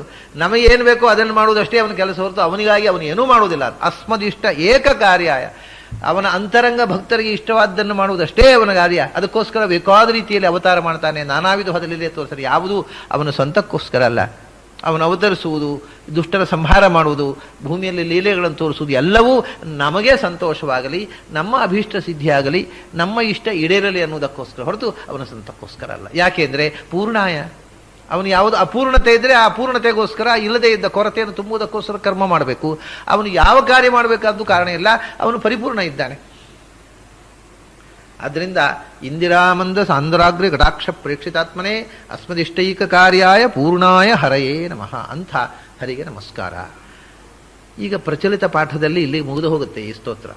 ಇನ್ನೂ ಒಂದು ಶ್ಲೋಕ ಪ್ರಾಚೀನ ಪಾಠದಲ್ಲಿದೆ. ಏವಂ ವಿಧ ಪರೋ ವಿಷ್ಣು ಅವ್ಯಾಚ್ಛ್ರೀ ಪುರುಷೋತ್ತಮ ತಮಹಂ ಸರ್ವದಾ ವಂದೇ ಶ್ರೀನಿಕೇತಂ ಪರಂ ಹರಿಂ. ಅಲ್ಲಿಯೂ ಮತ್ತೆ ಶ್ರೀಯನ್ನ ಜೊತೆಗೆ ಲಕ್ಷ್ಮೀನಾರಾಯಣರ ಸ್ತೋತ್ರ ಜೊತೆಗೆ ಏವಂ ವಿಧ ಪರಹ ವಿಷ್ಣು ಒಂದು ಏವಂ ವಿಧ ಅಂತ ಹೇಳುವಂಥದ್ದು ಉಂಟಲ್ವಾ, ಇದು ಯಾವಾಗಲೂ ಧ್ಯಾನ ಮಾಡುವವರಿಗೆ ಉಪಯೋಗವಾಗಿರ್ತಕ್ಕಂಥ ಶ್ಲೋಕ ಇದು. ಏವಂ ವಿಧ ವಿಷ್ಣು ಅಂತ, ಇಂಥ ವಿಷ್ಣು ಅಂದ್ರೆ ಎಂಥ ವಿಷ್ಣು? ಹಿಂದೆ 10 ಶ್ಲೋಕದಲ್ಲಿ ಹೇಳಿದ್ದನ್ನೆಲ್ಲ ಮನಸ್ಸನ್ನ ನೆನಪಿಸ್ಕೊಳ್ಬೇಕು ನಾವು. ಅದಕ್ಕೋಸ್ಕರ ಹಿಂದೆ ಹೇಳಿದ್ನೆಲ್ಲ 10 ಶ್ಲೋಕಗಳು ಅಂಥ ವಿಷ್ಣು ಅಂದರು. ಈ ಒಂದು ಶ್ಲೋಕ ಮನಸ್ಸಲ್ಲಿ ಚಿಂತನೆ ಮಾಡುವಾಗ 10 ಶ್ಲೋಕದಲ್ಲಿ ಬಂದಿರತಕ್ಕ ಎಲ್ಲ ಗುಣಗಳ ಅನುಸಂಧಾನ ರಿಪೀಟ್ ಆಗಬೇಕು, ಮನನ ಆಗಬೇಕು, ಅದೇ ಧ್ಯಾನ. ಅದಕ್ಕೋಸ್ಕರ ಅಂಥ ಶಬ್ದವನ್ನು ಬಳಸ್ತಾರೆ ಆಚಾರ್ಯ, ಏವಂ ವಿಧ ಅಂತ. ಏವಂ ವಿಧ ಪರಹ ವಿಷ್ಣು, ಸರ್ವೋತ್ತಮನಾಗಿರತಕ್ಕಂಥ ವಿಷ್ಣು. ಅವನಿಗೆ ಹರಿ ಅಂತ ಅನ್ನುವ ಶಬ್ದವನ್ನು ಬಳಸಿದರು, ನಾರಾಯಣ ಅನ್ನುವ ಶಬ್ದವನ್ನು ಬಳಸಿದರು. ಇದೆಲ್ಲ ಶಬ್ದಗಳು. ನಾರಾಯಣ ಅನ್ನುವಂತಹ ಶಬ್ದದ ಅರ್ಥವನ್ನು ನಾವು ನೋಡಿದೆವು. ಹರಿ ಅಂದರೆ ನಮ್ಮ ದುಃಖವನ್ನು ಪರಿಹರಿಸತಕ್ಕಂಥ ಶಕ್ತಿ ಅಂತಲೇ ಅರ್ಥ. ವಿಷ್ಣು ಅಂದರೆ ಎಲ್ಲೆಡೆ ತುಂಬಿರುವವ ಅಂತ ಅರ್ಥ. ವಿಶಿಲ್ ವ್ಯಾಪ್ತವು, ಆಮ್ನಿಪ್ರೆಸೆಂಟ್ ಅಂತ ಅರ್ಥ, ಎಲ್ಲ ಕಡೆ ತುಂಬಿರತಕ್ಕಂಥವನು ಅಂತ ಅರ್ಥ. ಅಥವಾ ಎಲ್ಲದರ ಹೊರಗೂ ಆವರಿಸಿರುವವನು, ಒಳಗೆ ತುಂಬಿರುವವನು ಹೊರಗೆ ಆವರಿಸುವವನು. ವೇವೇಷ್ಟೀತಿ ವಿಷ್ಣು ಅಂತ. ಅಥವಾ ವಿಶತೀತಿ ವಿಷ್ಣು ಅಂತ, ಎಲ್ಲದರೊಳಗೂ ಪ್ರವೇಶಿಸಿದವನು, ಎಲ್ಲ ಕಡೆ ತುಂಬಿರುವವನು, ಎಲ್ಲದರ ಒಳಗೆ ಪ್ರವೇಶಿಸುವವನು, ಎಲ್ಲದರ ಹೊರಗೆ ಆವರಿಸಿರುವವನು. ಆಮೇಲೆ ವಿಷಣು, ಸಂಸಾರ ವಿಷವನ್ನು ನುದತಿ ನಾಶ ಮಾಡುವವನು. ಮತ್ತು ನಕಾರೋ ಬಲಂ ಶಕಾರಃ ಪ್ರಾಣ ಆತ್ಮ. ನ ಅನ್ನುವುದು ಬಲವಾಚಕ, ಆನಂದವಾಚಕ. ಶ ಅನ್ನುವುದು ಅಂತರ್ಯಾಮಿ, ಒಳಗಿರ್ತಕ್ಕಂಥ ಸ್ವಾಮಿ ಅನ್ನೋದನ್ನು ಹೇಳುತ್ತೆ. ಬಲಸ್ವರೂಪನಾಗಿ, ಆನಂದ ಸ್ವರೂಪನಾಗಿ, ಎಲ್ಲರ ಒಳಗೂ ಅಂತರ್ಯಾಮಿಯಾಗಿರ್ತಕ್ಕವ ಅನ್ನೋದು ವಿಷ್ಣು ಶಬ್ದದ ಅರ್ಥ. ಏವಂ ವಿಧ ಪರೋ ವಿಷ್ಣು ಅವ್ಯಾತ್. ಮೊದಲು ಹೇಳಿದರು ಸದಾ ವ್ಯಾದ್ ಇಂದಿರಾಪತಿ. ಅದನ್ನೇ ಉಪಸಂಹಾರ ಮಾಡ್ತಾರೆ. ಈ ಇಷ್ಟು ಗುಣಗಳಿಂದ ನಾನು ಉಪಾಸನೆ ಮಾಡಿದಂಥ ಭಗವಂತ ನನ್ನನ್ನು ಒಳಗೆ ಪ್ರವೇಶ ಮಾಡಿ ನನ್ನೊಳಗೆ ಅಂತರ್ಯಾಮಿಯಾಗಿದ್ದು ನನ್ನನ್ನು ರಕ್ಷಿಸರಿ. ಅವನಿಗೆ ಪುನಃ ಶ್ರೀ ಪುರುಷೋತ್ತಮ ಅಂತಾರೆ.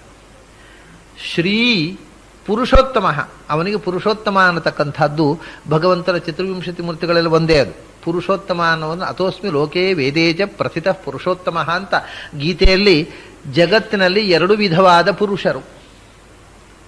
ಒಂದು ಸಂಸಾರಕ್ಕೆ ಬದ್ಧರಾದ ಪುರುಷರು, ಇನ್ನು ಸಂಸಾರಕ್ಕೆ ಬದ್ಧಳಾಗದ ಪುರುಷಳು. ಹೀಗೆ ಇಬ್ಬರು ಪುರುಷರು ಅಂದರು ಗೀತೆಯಲ್ಲಿ. ಕ್ಷರ ಅಂದರೆ ಸಂಸಾರದಲ್ಲಿ ಬದ್ಧರಾಗಿ ಮತ್ತೆ ಮತ್ತೆ ಕ್ಷರವಾಗುವ, ನಾಶವಾಗುವ ದೇಹದಲ್ಲಿರುವವರು ಪುರುಷರು. ಅಂದರೆ ದೇಹದಲ್ಲಿರುವವರು. ಪುರ ಅಂದರೆ ದೇಹ, ಶ ಅಂದರೆ ಇರುವುದು. ಪುರುಷರು ಅಂದರೆ ದೇಹದಲ್ಲಿ ಇರುವವರು. ಎಂಥ ಪುರುಷರು?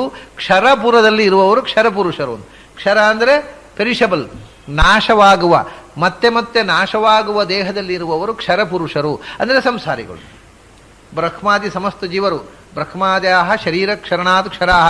ಬ್ರಹ್ಮದೇವರಿಗೆ ಕೂಡ ಶರೀರ ನಾಶ ಆಗದೆ ಮೋಕ್ಷ ಇಲ್ಲ. ಅಂದು ವಾಯುರನಿಲ ಅಮೃತಂ ಅಥೇದಂ ಭಸ್ಮಾಂತಂ ಶರೀರಂ. ವಾಯುದೇವರಿಗೂ ಕೂಡ ಇದಂ ಶರೀರಂ ಭಸ್ಮಾಂತಂ. ವಾಯುದೇವರು ಮೋಕ್ಷಕ್ಕೆ ಹೋಗುವಾಗ ಅವರ ಪ್ರಾಂಚಭೌತಿಕ ಶರೀರ ಅದು ನಾಶವಾಗಲೇಬೇಕು. ಹಾಗಾಗಿ ನಾಶವಾಗುವ ಕ್ಷರಣಶೀಲವಾದ ಶರೀರ ಪುರದಲ್ಲಿ ಇರುವವರು ಕ್ಷರಪುರುಷರು, ಅಂದರೆ ಸಮಸ್ತ ಜೀವರು ಆಯಿತು. ಬ್ರಹ್ಮದೇವರಿಂದ ಹಿಡಿದು ಸಮಸ್ತ ಜೀವವೂ ಆಯಿತು ಕ್ಷರಪುರುಷರು. ಇನ್ನು ಅಕ್ಷರ ಅಂದರೆ ನಾಶ, ಶರೀರ ಪುರದ ನಾಶ ಇಲ್ಲದ ಅವರು ಅಕ್ಷರ ಪುರುಷರು.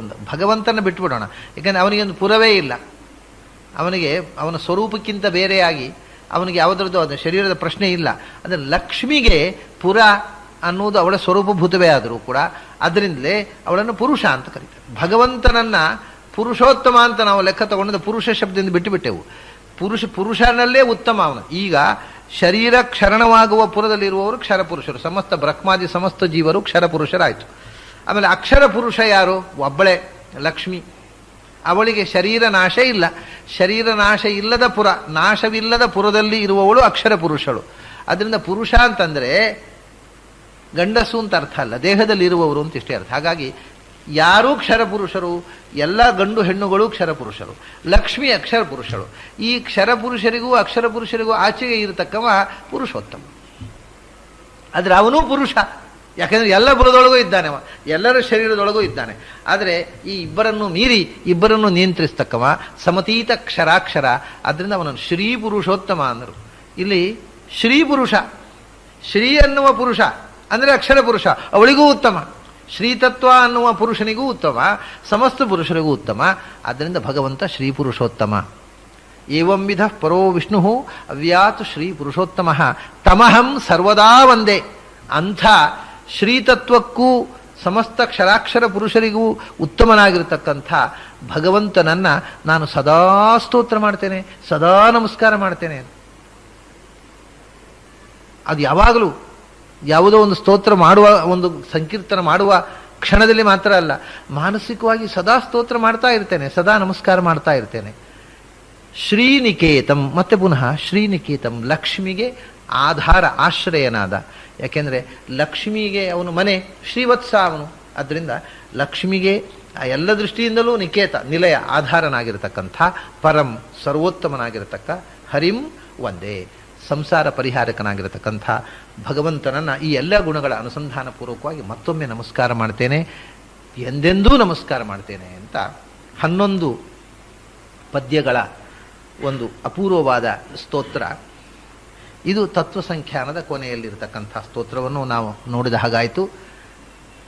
ಈ ಸ್ತೋತ್ರದ ಅನುಸಂಧಾನದ ಜೊತೆಗೆ ನಾವು ಆಚಾರ್ಯರು ಬರೆದ ನಮಗೆ ಈಗ ಉಪಲಬ್ಧವಾದ ಎಲ್ಲ ಸ್ತೋತ್ರಗಳನ್ನು ನಾವು ನೋಡಿದ ಹಾಗಾಯಿತು. ನಾಳೆಯಿಂದ 2 ಹೊತ್ತು ನಾವು ಮತ್ತೆ ಷಡ್ಪ್ರಶ್ನದ ಚಿಂತನಕ್ಕೆ ಮೀಸಲಿಟ್ಟುಬಿಟ್ಟು ನಾಳೆ ಬೆಳಿಗ್ಗೆಯೂ ಷಡ್ಪ್ರಶ್ನ, ನಾಳೆ ಸಾಯಂಕಾಲವೂ ಷಡ್ಪ್ರಶ್ನೋಪನಿಷತ್ತೆ. ದ್ವಾದಶ ಸ್ತೋತ್ರದಲ್ಲಿ ಏನು ಕಳೆದ ಬಾರಿ ನಾವು, ಅಥವಾ ದ್ವಾದಶ ಸ್ತೋತ್ರ ಅನ್ನುವ ಶಬ್ದ ಬೇಡ, ಯಾಕಂದರೆ 12 ಅಲ್ಲ, ತುಂಬ ಸ್ತೋತ್ರಗಳಾಗಿದೆ ಈಗ ನಾವು ನೋಡಿದ್ದು. ಆಚಾರ್ಯ ಮಧ್ವರು ಬರೆದ ಭಕ್ತಿಗೀತೆಗಳು, ಸ್ತೋತ್ರಗಳು, ಅದನ್ನು ನಮಗೆ ಉಪಲಬ್ಧವಾದ ಎಲ್ಲ ಸ್ತೋತ್ರಗಳ ಒಂದು ಸಮಗ್ರ ದರ್ಶನವನ್ನು ನಾವು ಪಡೆದ ಹಾಗಾಯಿತು. ಅದನ್ನು ಇವತ್ತು ಮುಕ್ತಾಯಗೊಳಿಸಿ ನಾಳೆಯಿಂದ ಮತ್ತೆ ಉಪನಿಷತ್ತಿಗೆ ಪ್ರವೇಶ ಮಾಡೋಣ. ಅಲ್ಲಿ ತನಕ ನಿಮಗೆಲ್ಲ ಅಭಿನಂದನೆಗಳು ಮತ್ತು ನಮಸ್ಕಾರ.